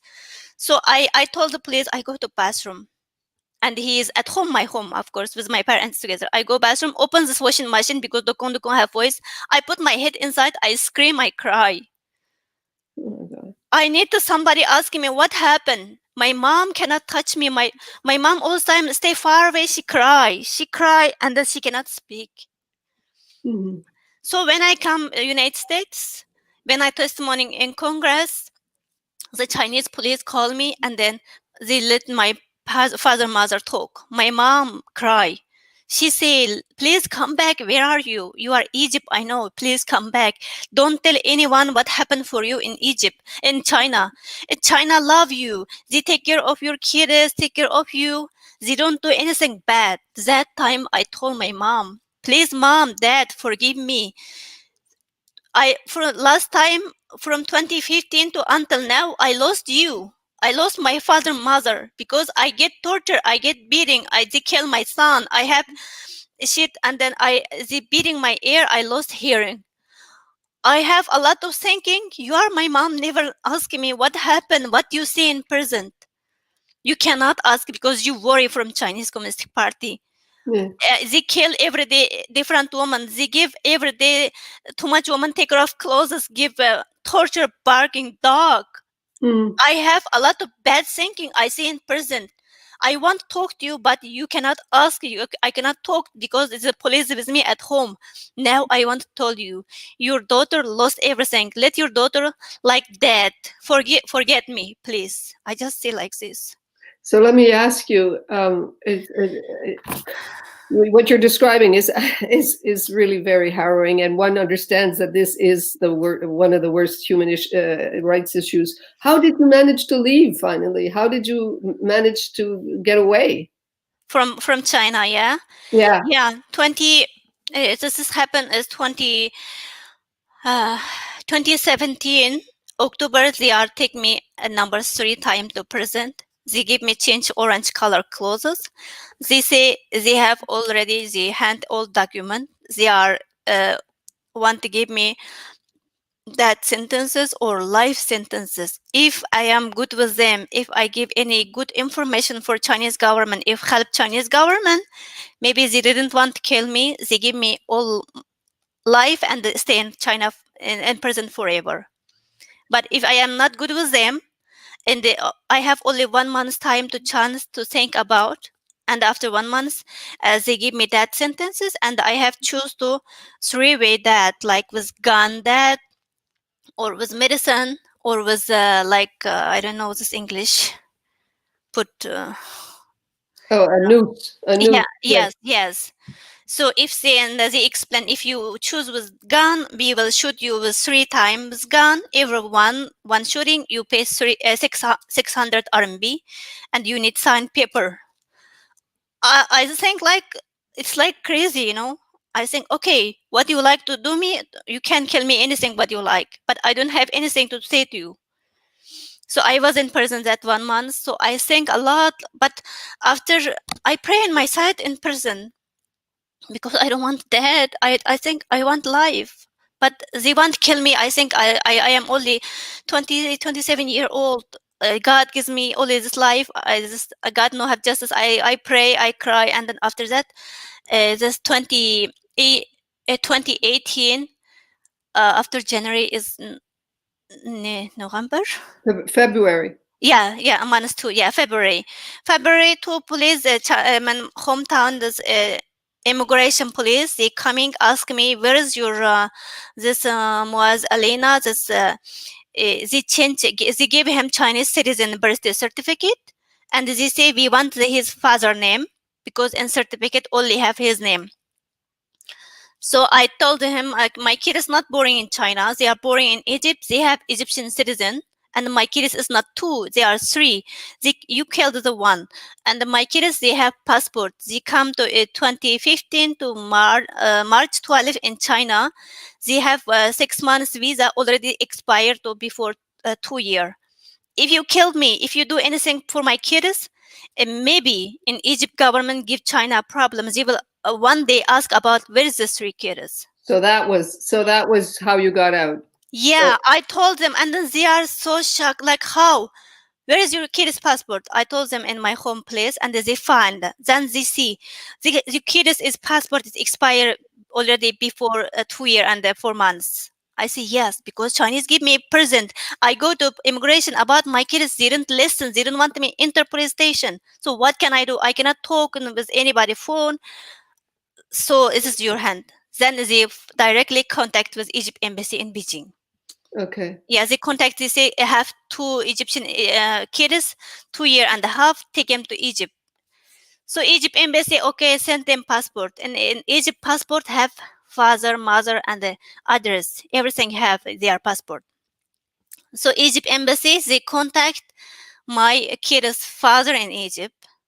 Then let him coming to in Egypt. After the Egypt embassy, this is 4 people enter together, mother and the 3 kids. Where's another kids?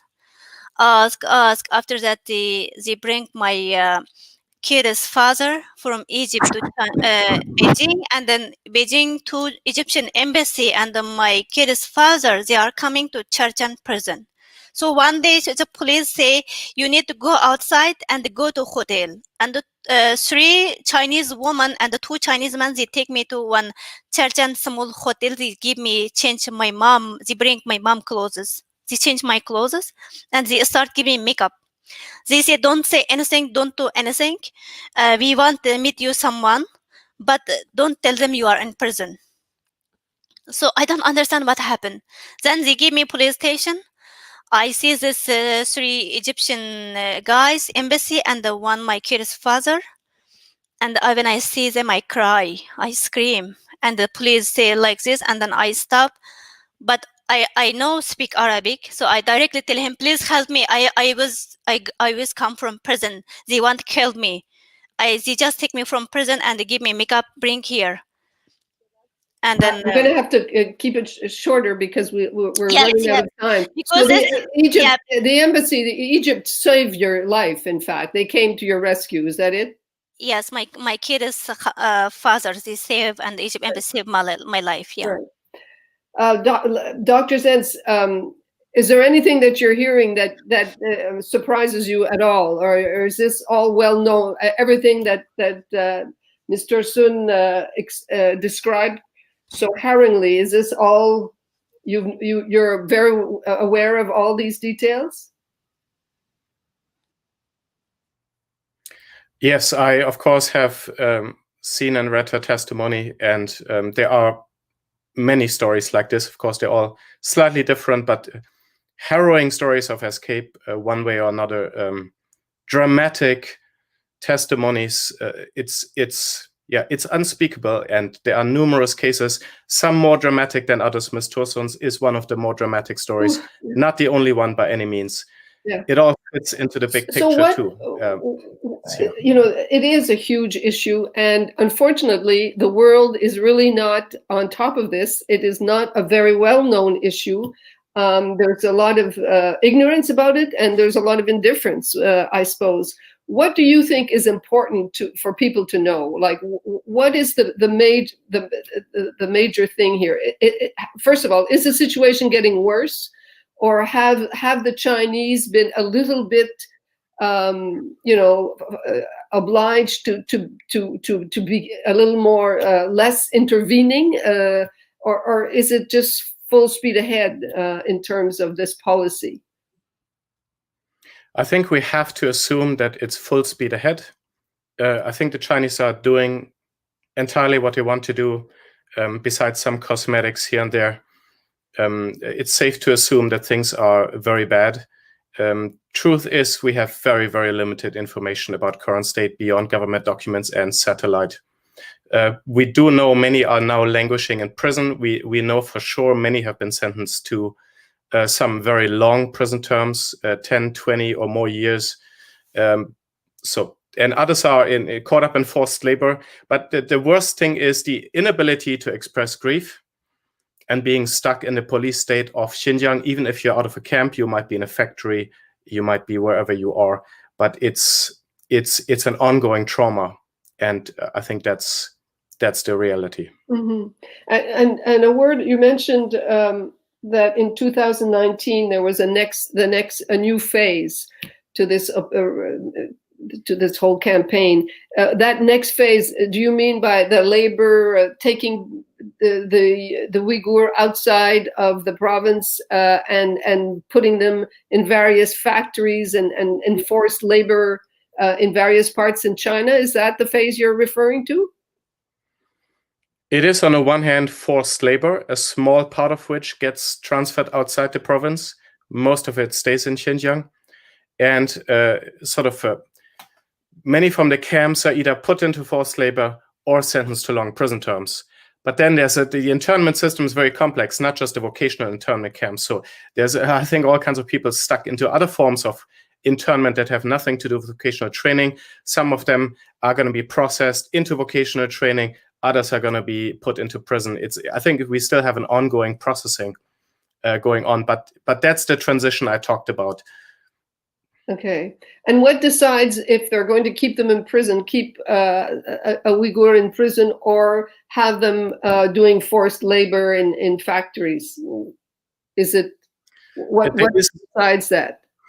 The performance of the students, like, are they confessing? Are they being re-educated? Is the re-education successful? But also, I think there's a real indication that the more important ones, the more influential ones, religious figures, community leaders, artists, academics, many of those seem to end up with the long prison terms. They want to take them out for a long time so that society can be modeled in the image of the Chinese Communist Party. It's especially the more simple ones, the lesser educated, the less influential ones who are more being sort of released into forced labor, etc. Broadly speaking. And my last question, and I'll open it up to people who might have a question. You know, the list of the companies, of the global companies that are involved indirectly with the forced labor is quite impressive. Everything from Nike to Google to Volkswagen, Victoria's Secret. Do you think that that is a possible avenue of consciousness raising. How are these companies reacting to the fact that, if they like it or not, they're involved with forced labor and re-education programs? Do we know anything about that? I think the forced labor issue is one of the most strategic issues to work and to advocate and to lobby and to pressure China, because there's it has economic leverage. Okay. So I think this is very significant. More research needs to be done on it too. Okay. Since we only have 2 minutes left, let me get back to you, Ms. Tursun, for the last question. What do you hope to see? What would you like to see? Do you think something can happen, or what is your feeling right now about your country? I mean, your home province, really. I feeling because like me, I go from present. I have like mental problem now. I getting for night Mary, and for morning is 155 milli medicine from 5 milli start until now 155. I have a lot of problem, stress, depression. I have panic attack, and now I feel more good. I am in safely country, and there are people helping me, around me. But in my hometown, maybe in everyone, if go to detention camp or prison, they go outside. A lot of people dead, and a lot of women, they are same like me, lost give baby because I am lost. I cannot have baby because I check here because the roses. I lost my hearing, and I hope to see my parents, afterwards my brother, sister, and see my homeland when like before in my child that time like this, because now they change a lot. People cannot talking together, cannot go anywhere. In my hometown, like totally change from 2015 to until now. I hope to go back like when I am small time, this homeland, I miss this homeland. I hope the Chinese stop, close the camp, and return back our homeland. Right. Well, thank you so much. That was quite an eye-opener, I must say. It was an incredible testimony. Thank you very much to you, Ms. Tursun, for your courage and for speaking with us. And Dr. Zenz, thank you very much for your work, and please keep it up. Thank you. Thank you very much, Ms. Andrian, everyone. Thank you very much, Francine, and our distinguished guest. It was very important to have your voices in this on the panel of witnesses to understand what is happening to people in Xinjiang and across China. So we're now going to ask our guests to leave the studio, and we're going to move to the third panel of the session. It's the policy action panel to understand what can be done. So this is a panel where we're going to really talk about what can be done to help the Uyghur and who are under enormous duress and facing atrocity crimes. So to join me today, we really have, we're really fortunate. We have a really key group of experts that have different insights, that play different leadership roles and bringing up ideas on what can be done. So I'm going to introduce our panelist members in the order that they're going to present. They each have 5 to 6 minutes to make an opening statement. And then we will get into a Q&A with the audience and a general discussion. So first speaker we have today is Garnet Genius. He's a member of the Canadian Parliament for Sherwood Park, and he's a shadow minister for international development and human rights. And he's been an outspoken figure in the Canadian Parliament in trying to protect human rights of the Uyghurs. So we're very grateful to have you with us today, Garnet. Followed by Garnet, we'll have Nuri Turkel. Nuri is a Uyghur human rights lawyer, founder of the Uyghur Human Rights Project, and currently is a commissioner of the U.S. Commission on International Religious Freedom. Nuri, wonderful to have you with us. Thank you. Following Nuri, we'll have Sophie Richardson. Sophie is the China director at Human Rights Watch. I'd have to say it's great to have Sophie join us. When we came under, my colleagues at MIGS came under enormous pressure by the Chinese consulate in Montreal for hosting Dolkan Isa Sophie and many other people on Twitter really supported her cause. So Sophie, so wonderful to have you here. It's a pleasure.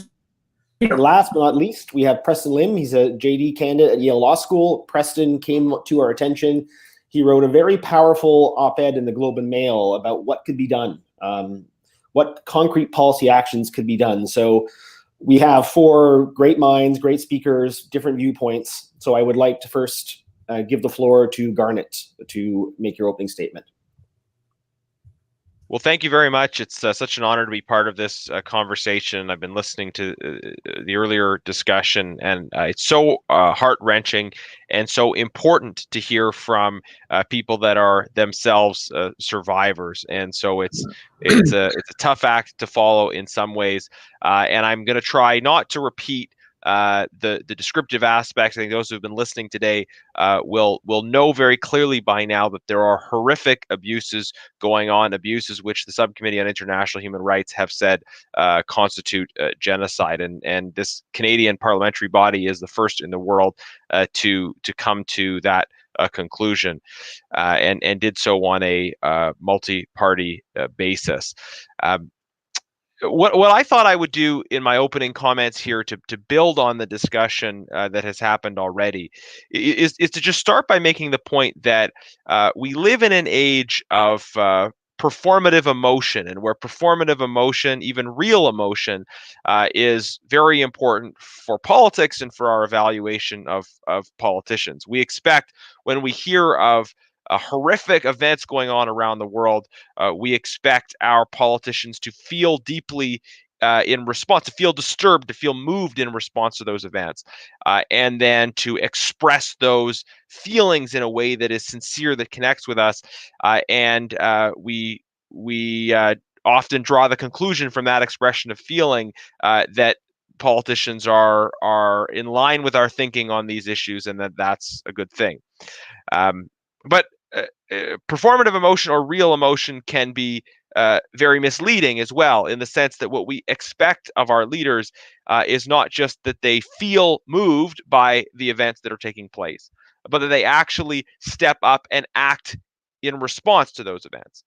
As a member of parliament, I have the power to do far more than just feel and express my feelings about what is happening in Xinjiang or East Turkestan.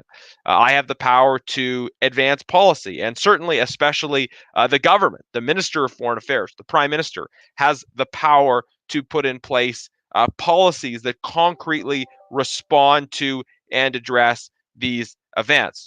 So what we should be calling for from our leaders is not simply that kind of emotional personal response, but is concrete policy actions that stand up for the vulnerable, that advance justice, that use the tools at our disposal to actually respond in a way that is good and right and advances justice.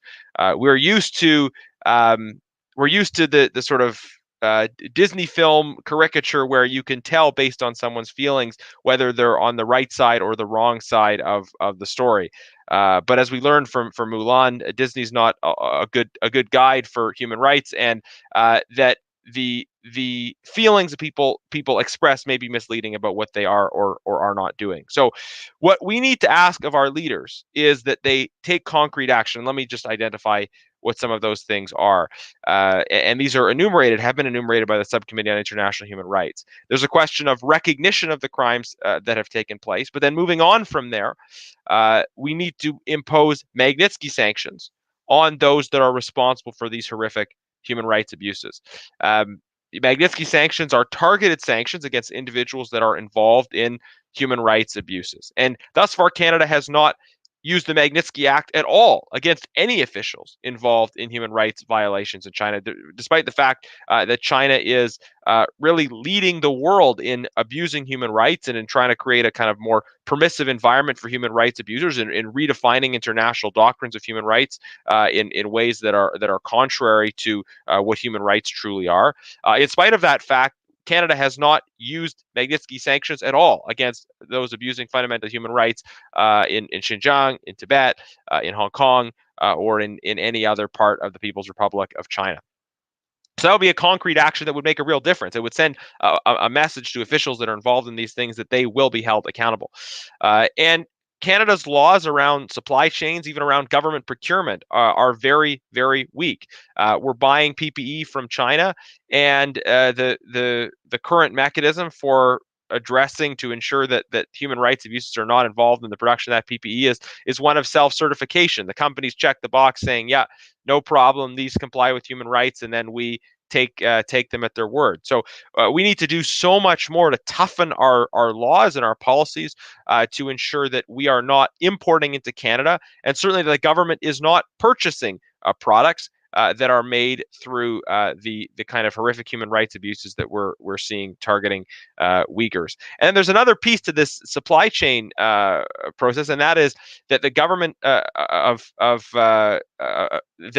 Canadian entities should not be invested in organizations that are involved in the mass detention, surveillance, killing of Uyghurs.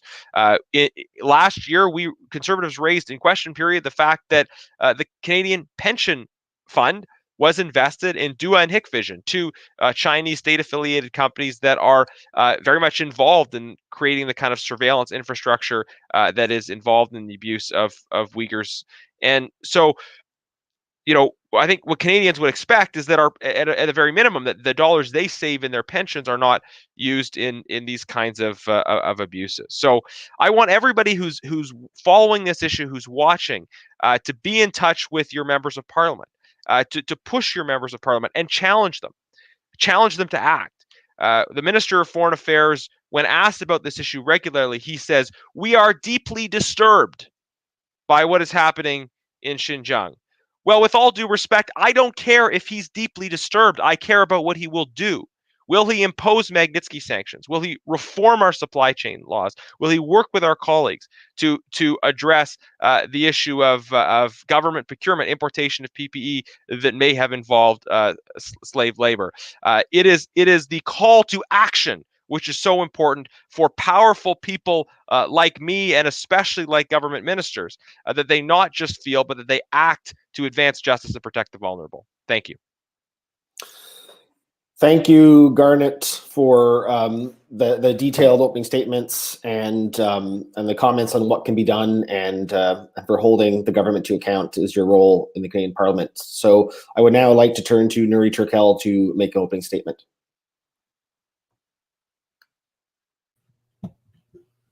Thank you very much. Thank you for those powerful statements. Garnet, I appreciate you being a leader in this fight. Everything that you said should be a norm, should be a model for those who are in power, who can make a difference. And I wholeheartedly agree with you that we've been hearing certain politicians or people, influential people, expressing concern, outrage, but expressing concern is not an action. We need to see people taking action like the way that you have been. And in my personal official capacity, I want to thank you for spearheading the effort to the Canadian to have this recognition labeling started in Canada. I think our government should also start working on that. Recognition is almost as important as taking real action. And as you perfectly pointed out, that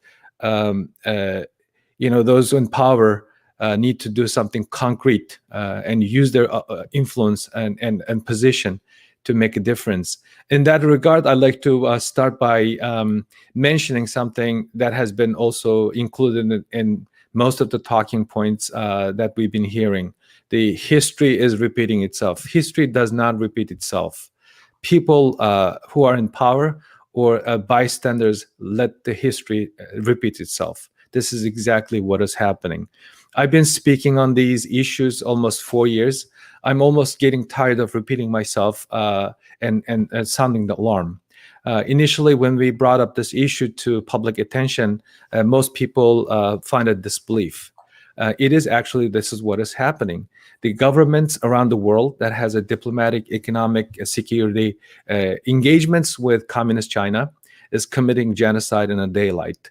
and they have been engaging in mass detention, as correctly been pointed out, the largest incarceration of ethnic minorities since the Second World War. People have different ideas, different numbers as far as the number of people being detained. Even if it's just 1 million, that's more than the size of the population in the District of Columbia, nation's capital. Chinese government has been telling the world that they are letting those detainees to graduate. Graduate to where? Is that a school? If you're at a school, would you run it like a military, protected like a prison, with the intention to break the Uyghur lineage, family connection, and roots? So the international community is still played by the Chinese rhetoric, Chinese disinformation campaign, Chinese propaganda, Chinese influence campaign.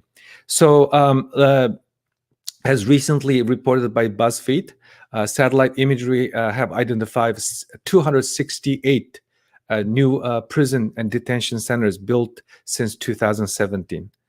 And it is still happening. The Chinese government has built industrial scale prison system that the world has not seen in a modern memory. In September 2020, Australian Strategic Policy Institute identified 380 detention centers that have been built across the Uyghur region since 2017. And every county, literally every county has a prison camp. So there's a strong evidence refutes Chinese official claims that the detainees have been released, or reaffirms that the detention of Muslim minorities. This also confirms that the Chinese government's intention. When we talk about the genocide determination, legal scholars, policy experts often say, well, it's hard to prove the intention of the Chinese government. Yes, we have seen the action, but if you just pay close attention to the rhetoric, the official statements made by someone like Sui Tiankai, who is here in Washington last decade, the Chinese government in the mission to convert, transform the Uyghurs into a normal human being. So last time I checked, no one given the Chinese Communist Party an authority to determine who's a normal human being or not. So, and also when you look at the type of population that they're targeting children, they're targeting Uyghur women. Garrett mentioned the forced labor situation, the PPEs. Think of a minute. The United States government seized 13 tons of Uyghur women's hair. That is just one shipment.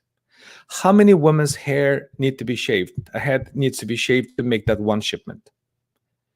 And how many shipments that we missed? How many shipments that the Chinese government's been made around to send around the world? And what are the other countries that have been receiving the Uyghur women's hair? And imagine that the mask that you buy in a local pharmacy, CVS, Walmart, Walgreens, possibly being made by the Uyghur slaves, modern slaves. And imagine that the baby pajamas that you buy in the stores possibly been made by Uyghur slaves. As you know, that the Chinese government using Uyghur women as a commercial commodity and Uyghur human being as a modern day slave to pollute the global supply chain. So anyone who think that this is another human rights problem should do a basic research, just to Google Uyghurs and find out, see what you will find out. So this is affecting everybody's life. And also one other thing that makes this is relatable to everybody's concern is the development and exportation of the digital authoritarianism or digital dictatorship. The Chinese government to this day, based on the recent hearing that USERF organized, managed to export its surveillance technology to over 80 countries. Last summer, based on New York Times report, last May to be exact, there were about 36 countries looking into or in the process of adopting Chinese surveillance technology. But now the number went up to 80, over 80.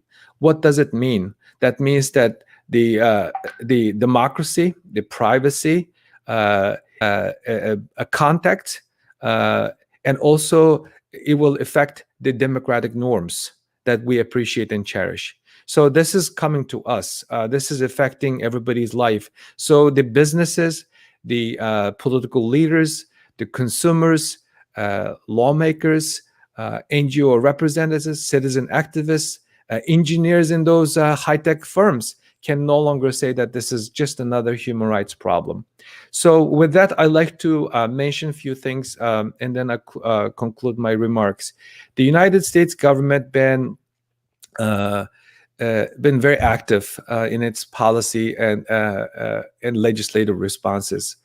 The Uyghur Human Rights Policy Act has been enacted since June, and there's another legislation has been in the works in the U.S. Congress addressing the forced labor issue. Recently, it has been voted out in the House, currently being considered in the Senate. And on top of that, the current administration added 48 Chinese entities to the entity list. The movie Mulan credited police department as one of those 48 entities. And on top of that, the global Magnitsky sanction for the first time implemented or used against a sitting Chinese government official. And also the US government did something remarkable that we have been advocating for years, which is to go after this paramilitary Xinjiang Production Construction Corp, XPCC, which believed to have over 800,000 shell companies around the world. So it works. The Chinese government did announce its own list of sanctions, but it was tit for tat. There was no real retaliation. So that tells us that the Western democracies need to stop worrying about China's retaliation. Do what is right. Do what is conscionable. We're talking about real lives, real human beings who have names, family connections, aspirations, just like all of us.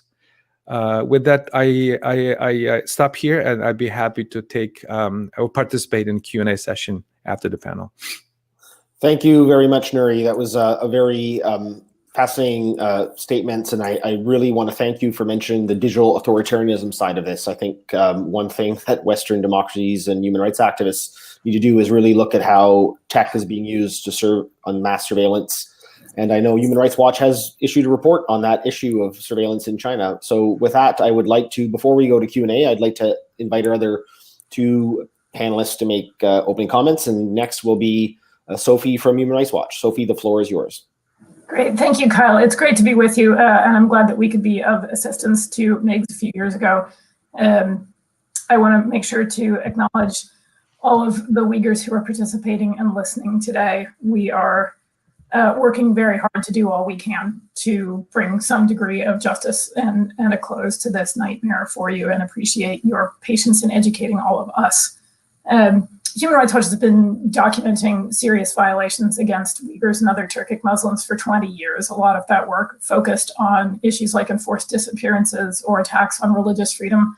But in the last few years, we have published fairly detailed pieces, both on human rights violations in the so-called political education camps and outside those camps. But also, as Kyle just mentioned, we've published fairly lengthy reports about the uses of pervasive state-backed surveillance, tech-enabled surveillance across Xinjiang, and the problematic consequences that follow from that, essentially the detention of people for perfectly legal behavior, but also the now, essentially the inability to really live your life out of the state's line of sight. It's another form of pervasive surveillance that Uyghurs are forced to endure.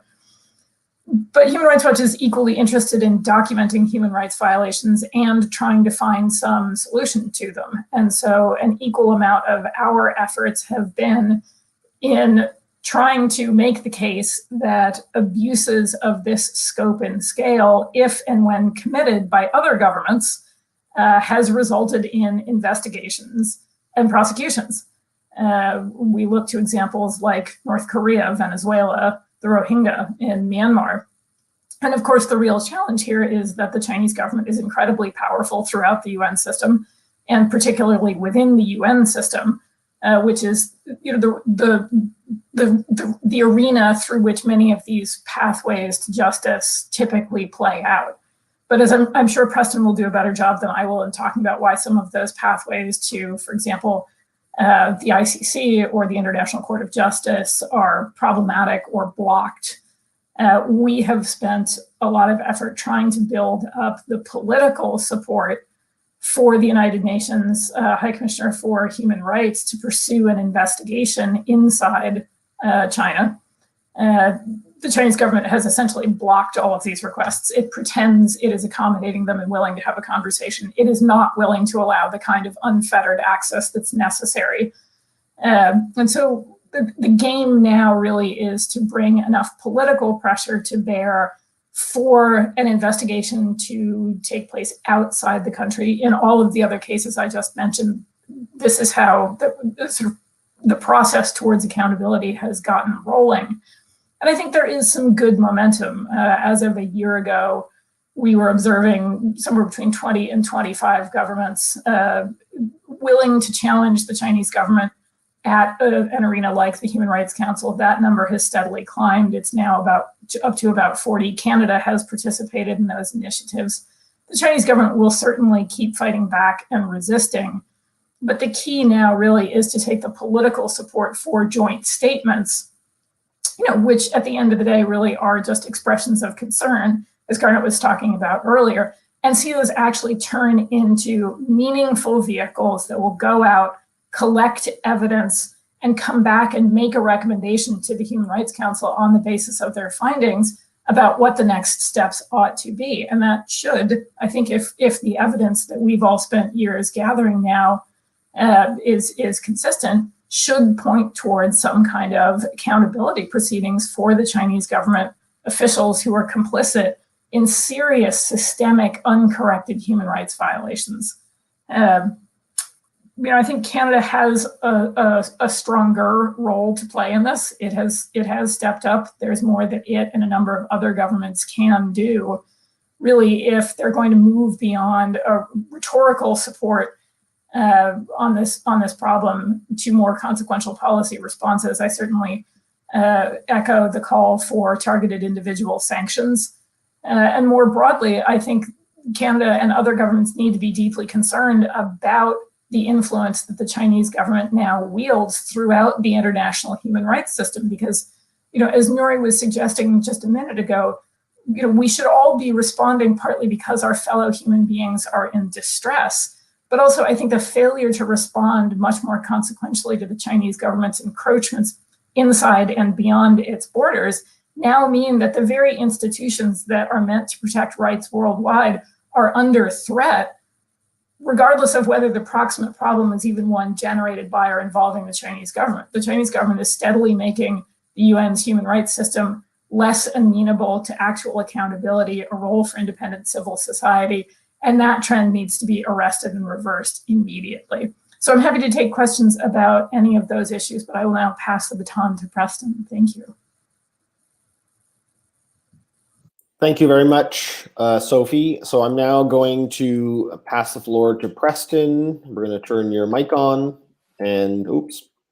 Yeah, the floor is all yours, Preston. Thanks so much, Kyle. It's a pleasure to be here today amongst friends. What I'd like to do in my introductory remarks is start to lay out some of the concrete legal tools that Canada and the international community can take under both domestic law and international law. So we'll start with that first bucket, domestic law. I think Garnet's actually already laid out a lot of these, but two solutions in particular to highlight.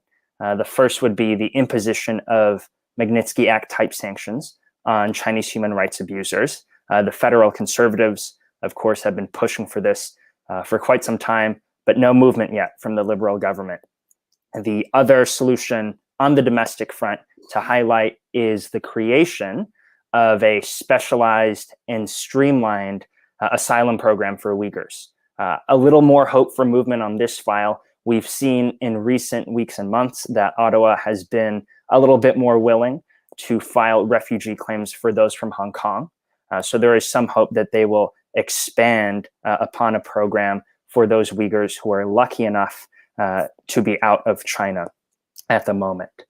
So moving on to what will be the focus of my remarks today, what actions can Canada and the international community take under international law to constrain Chinese action in Xinjiang? I'd like to focus on three solutions in particular. The first is a lawsuit before the International Criminal Court. The second one is getting an advisory opinion from the International Court of Justice. And the third one, a little more tricky legally, is the exercise of universal jurisdiction. So we'll take those in due course, one by one. Let's start with the International Criminal Court.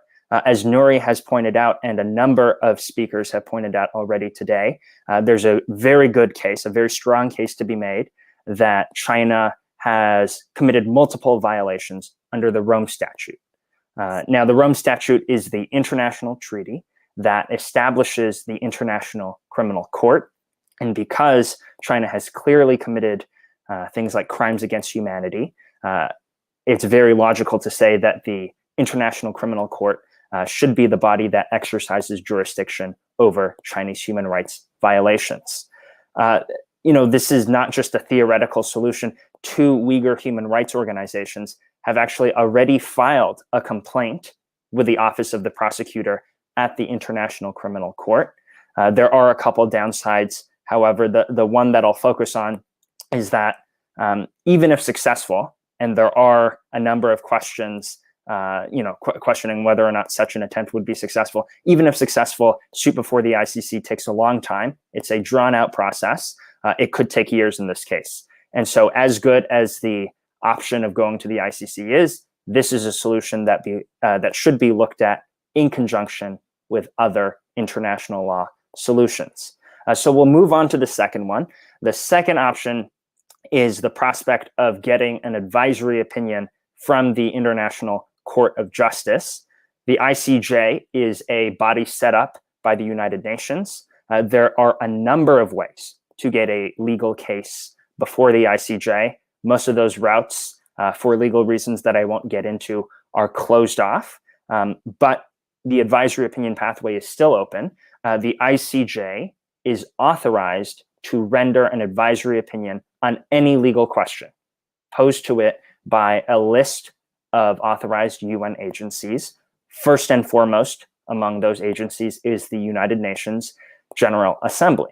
So the idea here would be to pose a broad question to the ICJ, a question such as, do Chinese actions in Xinjiang violate international law?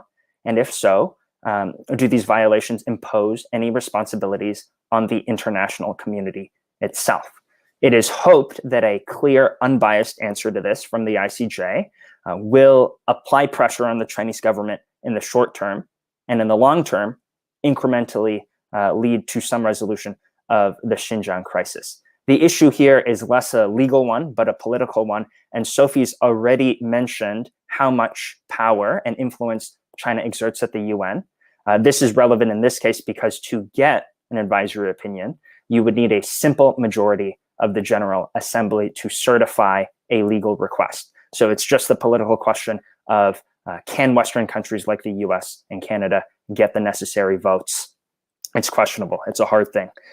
So the third and final option under international law that I'd like to focus on is the exercise of universal jurisdiction. So what universal jurisdiction is, it refers to the idea that national courts, so Canadian courts, American courts, German courts, you name it, national courts, can prosecute serious crimes under international law. Because if a crime is so serious under international law, then in a sense, it harms the international system itself. So the idea here is that, say, a Canadian court can exercise jurisdiction over a Chinese official guilty or believed to be guilty of having committed a gross human rights violation. There are a number of problems with such an option. The first one is if you look at how universal jurisdiction has developed in past decades, it's clear that it's hard to exercise universal jurisdiction over very high-ranking officials. So very hard to exercise universal jurisdiction over somebody like President Xi Jinping. but more possible to exercise universal jurisdiction over low to mid-ranking officials, camp guards, torturers, people like this. And the final note to make here is that universal jurisdiction, of course, will differ in its regulation and scope from country to country. So the laws governing universal jurisdiction in Canada are different than those governing universal jurisdiction in the United States. And the point here is that some jurisdictions may be more open to, more amenable to the exercise of universal jurisdiction than others. So just to wrap up, those three main tools under international law to consider simultaneously: supporting a lawsuit before the ICC, getting an advisory opinion from the ICJ, and getting a coalition of countries, hopefully, to exercise universal jurisdiction against Chinese human rights abusers. Thank you. Thank you, Preston, for that fascinating presentation on the three different possible routes for to hold the Chinese government to account for these crimes. So I'm going to start off with a general. Before we take questions from the audience, I'd like to ask everyone and just get your feedback on this. So we've heard that Magnitsky sanctions are one of the top ways to hold China to account, or those within the government that are responsible. However, we also heard that China's become extremely powerful within the UN, and not just with the UN, but internationally. If we look at a country outside of the US, but a smaller country like Canada, France, Australia, if they impose these sanctions, some people are fearful that the response of China would be one of extreme pressure, of kidnapping citizens. We've seen Australia, who has called for an open investigation into the outbreak of the COVID-19 case, where they're undergoing extreme economic embargoes of some of their industries by the Chinese government in response. So I'm wondering, in all of this, is that fear of Chinese retaliation serious? And does that mean that we really need more and more to form a stronger coalition of countries to respond simultaneously if we enacted any sanctions? Would anyone like to talk about this? Garnet. Sure, I'll bite. Please go, Garnet. Sure, I'll kick it off, and I know someone else was interested in diving into that as well. Look, I'm a big believer in the value of working to form international coalitions. I'm one of the co-chairs of IPAC, which is, I think, an important alliance of legislators from around the world, cross-party, working on a coordinated response to some of these issues. And we need to have a similar government level alliance, not just legislators, but governments working together on these issues. I would say as well, though, that we should not allow the call for a coordinated response to be used as an excuse for inaction in the moment. Sometimes I think some of the politicians who emphasize this dimension, I mean, there's a need to emphasize this dimension, but some use it as a tool for saying, well, let's not do it ourselves for the time being until somebody else acts. I think we need to be prepared to act collectively if possible, and alone if necessary, and also to be prepared to lead, to be the first one to step forward and try to bring others along with us. I think Canada was successful in doing that in response to the Russian invasion of Ukraine. Canada played, I think, an important role in initially being, I think, the most vocal at the forefront, but then being able to bring together a coordinated, in that case, G7 response to what was happening. And I think we need an even broader response in this case.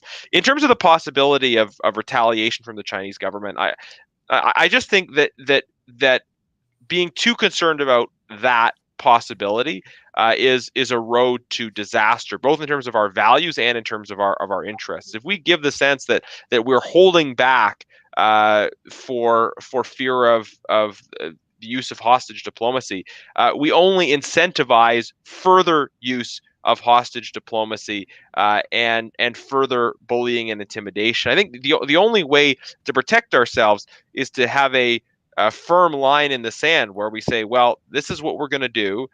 This is where we stand. And if there is retaliation, then there will be further retaliation from our side, because China doesn't just trade with Canada to be nice. It trades with Canada because it's in their interest to trade with Canada. And if there is retaliation, there will be some cost. And I think some cost in terms of that relationship is inevitable if we're going to hold any line of defense in terms of our security, our sovereignty, our values. But that retaliation will be at a cost to China as well. And if we are resolute and principled in our response, I think, frankly, we minimize the retaliation as long as we are clear in saying that whatever comes, we will not give in to that pressure. Thanks, Garnet. I know Preston wanted to answer this. Preston, could you unmute your button and take the floor? Sure.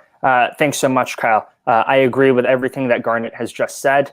Just to underscore this point, there are plenty of middle countries in the past several weeks and months that have acted up forcefully and powerfully against Chinese action. So just to take one example, if you look at the Hong Kong issue, the British government recently established a clear pathway to citizenship for Hong Kong residents who have British national overseas passports. So clearly, middle powers can act, and they do act. The Liberal government in Canada has not acted. That point that I'd like to just draw up briefly is if you look at the current government's approach to the Xinjiang crisis, its approach to China more broadly, you can see that it really has not prioritized human rights. And I would argue that this is something of a betrayal of Canadian values and of the patterns that this country has taken historically. If you look back to the last century, it was, Canada was one of the countries that led the charge, that built a coalition to roll back and to stop, ultimately, apartheid in South Africa. Now, South Africa is not China in terms of global import and power. But the point is that if the Canadian government is serious about wanting to stop these human rights abuses, it can act on its own, and it can go out of its way to actively build a coalition that will implement some of the solutions that the four of us have talked today. So far, to date, it has not done so. Thank you, Preston. Nuri or Sophie, do you have anything to add, or should I go to the next question? Yes, if I may. When the Magnitsky sanction was announced, one of the former Obama administration official told the media that this will create a negative public opinion in China. That is precisely the type of language that the Chinese government wants the policy experts and government officials to focus on. So when you're considering as a government a particular decision, I don't think that worrying too much about a potential response is very productive. Here we have the current administration, for example. We're in a weird political season, but I think it's worth to note that the current administration has demonstrated that the United States can find a leverage against PRC. And sky does not fall when pressure is applied to Beijing. And it's Beijing's response, in particularly in Uyghur and Hong Kong matters, have not been escalatory. Instead, PRC, the Chinese government's action have been largely in kind and understandably tit-for-tat responses. So the international community, particularly the Western democracies, I would focus even in a narrower aspect, the Five Eyes countries, should recognize that pushback with an acceptable risk, unless these countries, United States, Canada, UK, push back with acceptable risk, it will sacrifice its leverage. Mm-hmm. So I think the bold a position, a policy response is needed. The threat, as I pointed out earlier, to civil liberties, human rights, democratic norms is much, much greater than one can imagine. Thank you, Nuri. Sophie, did you want to say anything, or should I move to the next? It's all been said. Please go ahead. Okay, thank you. So I'd like to touch on another issue. So we talked about the economic side of things, how Nuri, you mentioned about the news story about 13 tons of hair coming from women, Uyghur women. and how this caused an uproar. We've begun to see my institute join the coalition about forced labor in the fashion industry, that where they're outsourced to Xinjiang. So we're starting to see some movement to look at the economics, to maybe ban any companies from operating in Canada or the US. Chinese companies are involved in this, in these practices. I'm wondering, what's your view? Do you think the economic side is a key one that can be amplified even more? I know Disney came under enormous pressure. There's been pressure on the NBA not to have their summer camp in Xinjiang. There's more pressure on Huawei because they've also involved in surveillance. How important is the economic side of this, and will that perhaps also have a strong impact on changing the behavior of the Chinese government? Who would like to comment on this? I can start if you like. Please, Nuri. I think my co-panelists will, my colleagues on this panel would agree that the Chinese government's response to two types of actions. One is calling them out, which has been happening in some instances, the strongest term and mildest term, and the other is hitting them hitting Chinese economic interests. I mentioned the entity list situation with the Commerce Department. Because the entities are outside of the country, that has not really yielded the type of outcome that we were looking for. But with some legislative mandate and expanded approach, particularly in targeted sanction, I think will create more pressure on the Chinese businesses. Recently, a Washington-based think tank published a policy paper which has some chilling stats that includes 2 countries around the world still are the largest export destination for products made in the Uyghur region. One is the United States, the other is Italy. From the period during the period of April 2019 through April 2020, the export volume to Italy has expanded almost by 200%, and to the United States during the same period about 250%. So we're talking about a massive supply chain issues, and this is not the lost cause either. I have been in communication with some U.S. business, global business entities, and at least in one instance, I'm not authorized to disclose the name, but one of those entities sent me a written notice that they let go one of the suppliers, provide a technology, and then they're also terminating its relationship with a company that provides uniform for the company employees. So there has been some progress.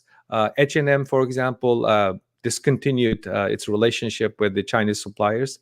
But when you talk to the industry representatives, they always said, while we are engaging, we're implementing due diligence. Well, how would you do a due diligence with a workers who have been subject to most serious forms of repression in a situation they cannot even proudly say that they're Muslim, proudly said that they're Uyghur? So due diligence is not something that the global brands can tell us that one of the ways that they are eliminating the forced labor situation. So this is, the focus has been mostly the U.S. businesses, but this should be a global. We're talking about the Hugo Boss, we're talking about Volkswagen, we're talking about other companies in Europe. So the legislators around the world should look into to the Uyghur Forced Labor Prevention Act that has been recently voted out in the House as a kind of a floor, not the ceiling, to build upon. Again, this is another issue that global cooperation is much needed. Thank you, Nuri. I know Sophie would like to make a statement. Please, Sophie. Sure, just to say that, Kyle, your question earlier was a little bit about some of the premises along which the world has operated about China, meaning if you make concessions on human rights issues, or if you're tough on them, China's going to retaliate, and therefore governments choose not to be tough. I would argue that that is a flawed premise, given where we are in the world today. But as Nuri points out, human rights due diligence is now expected according to the UN's guiding principles on human rights, and I think this is a largely unpulled lever. There is significant foreign corporate involvement in Xinjiang. I think there's a lot of room for shareholders and for consumers to push those companies to do the kind of due diligence that they are expected to do. And the theory of change there is that those companies then in turn have to push local and national authorities to give them the latitude to do that kind of inspection. What we all want is to be able to sort of crack that window open and see more clearly what's happening inside the region. But the corollary is that if the companies can't or won't do that kind of due diligence, and indeed we've just observed a number of auditing firms say that they will no longer try to operate in the region because they can't have the access that they need, those companies really need to think long and hard about whether they should stay put. No company should want to be complicit in or the face of repression or profiting from repression in Xinjiang. Thank you, Sophie. Anybody else would like to join in, or should I go to the next question? I'll just say really briefly that I think the Uyghur Forced Labor Prevention Act from the United States is a good model for Canada to look at.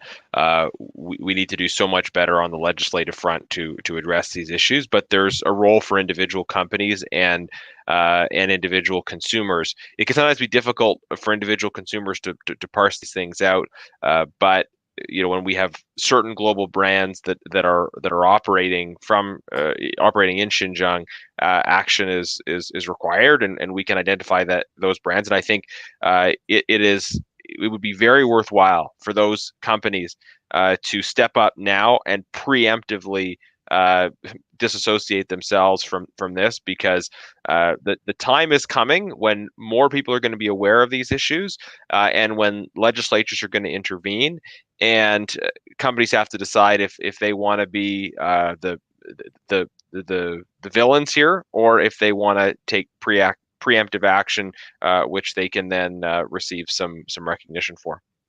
Thank you, Garnet. And Garnet, I think your point on the need for parliamentarians and different legislators to look at what other legislatures are doing. In the case Nuri mentioned, the Uyghur Human Rights Act, I think these are examples or models that other parliamentarians can try to take back to their own national legislators and try to implement or adopt something similar.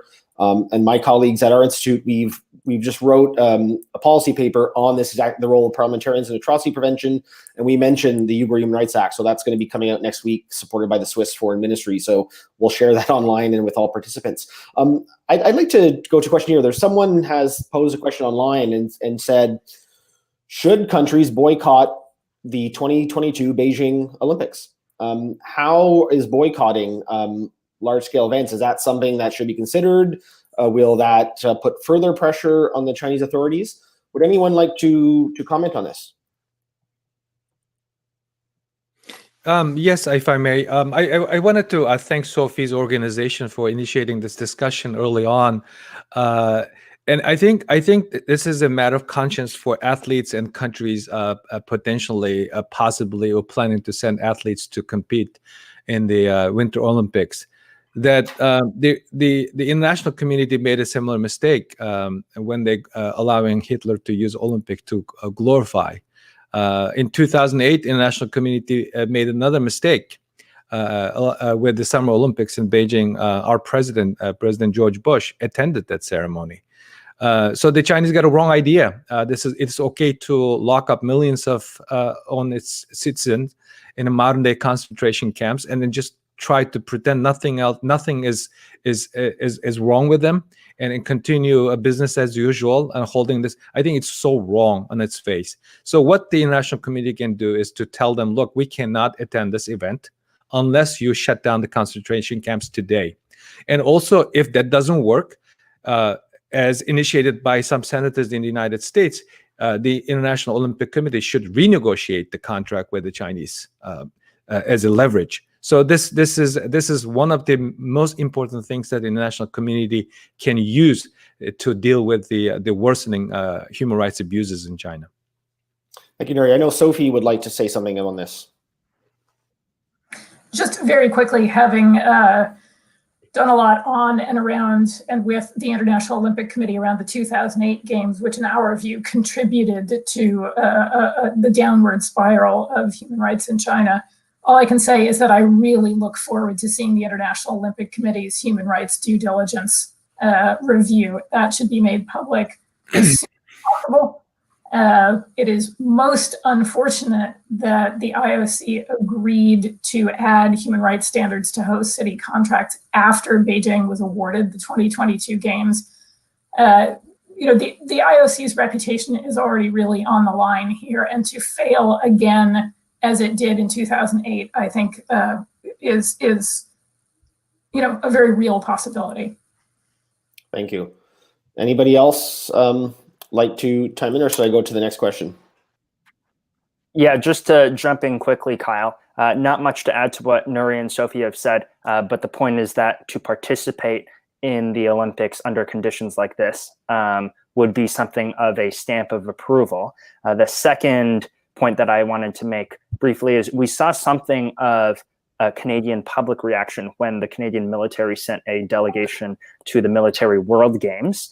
Now, the Military World Games, of course, not the Olympics, but there was blowback at the idea that the Canadian military was dispatching military athletes to China at a time when Sino-Canadian relations were really at rock bottom. And I think that the government can make a very strong case to the Canadian public as to why it should not be participating in the 2022 Thank you, Olympics. Preston. Garnet, there's a question I think that you, as a member of IPAC, you mentioned IPAC, which is the Inter-Parliamentary Alliance on China. Someone wants to know more about what this group is and what it's doing. Could you briefly talk about what IPAC is and what are the key issues it's working on? Absolutely. Well, first of all, you can find us on Twitter at IPAC Global, and it's so just go at IPAC Global, and it's an association of legislators from around the world.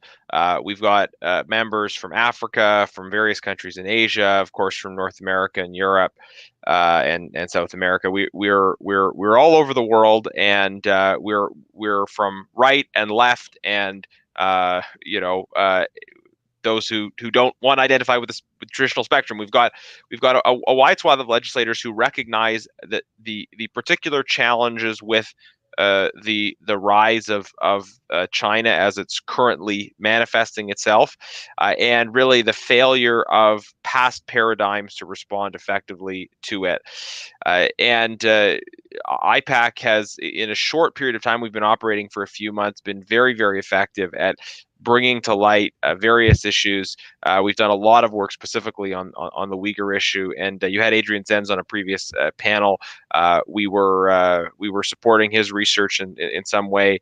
I can't recall all of the details, but it was through an IPAC call that I first heard about his work, and that precipitated some further action, certainly on the Canadian side. It's an opportunity for legislators to collaborate, to make joint statements, to pursue collective action, and also to learn from each other. So you had previously, Kyle, been talking about learning from and sharing best practices. That's a big part of what IPAC can do. And one thing I should mention in that context that I neglected to in my opening statement was the work that I and others have been involved in on organ harvesting. We've got a bill that we're trying to get through Canada's Parliament to make it a criminal offence for someone to receive an organ harvested abroad for which there was not consent. So that tries to kind of that's one legislative tool of combating mass atrocities. It's something that we've learned from other jurisdictions. Israel has such a law. Taiwan has such a law. So we've kind of learned from other countries who are doing it. We're trying to do it here, and we're trying to encourage other countries to do it as well. So there's a good opportunity for learning and collaboration to happen through IPAC. And again, I think the cooperation among legislators is important, but we really need to see a similar partnership come up of governments that are working together on the same issues. Thank you, Garnet. I have a question coming in that I think is Preston, you're probably best positioned for this. It's talking about the legal avenues to hold the Chinese government to account. And someone's asking, out of your three options, which do you think is the most realistic? We know for the ICC, China, even if the Security Council wants to push this, that China will block it using its Security Council veto. So what do you think is the most realistic way to actually, of your three options, that could be implemented through international cooperation? Sure, happy to take that. So, one of the points that I should make is that I think domestic law is actually a very important tool to be using here. Of the international law solutions that I've highlighted, universal jurisdiction is probably the most feasible. But I should also just maybe talk quickly about legal remedy, because that does affect, of course, how desirable these solutions are. The ICC and a national court acting in exercise of universal jurisdiction, those two options can lead to sentencing for defendants. So, basically a specific Chinese human rights abuser getting a jail sentence. The second option, the International Court of Justice advisory opinion, that is not a formal sentence. It's just an advisory opinion. So it's non-binding on the international community.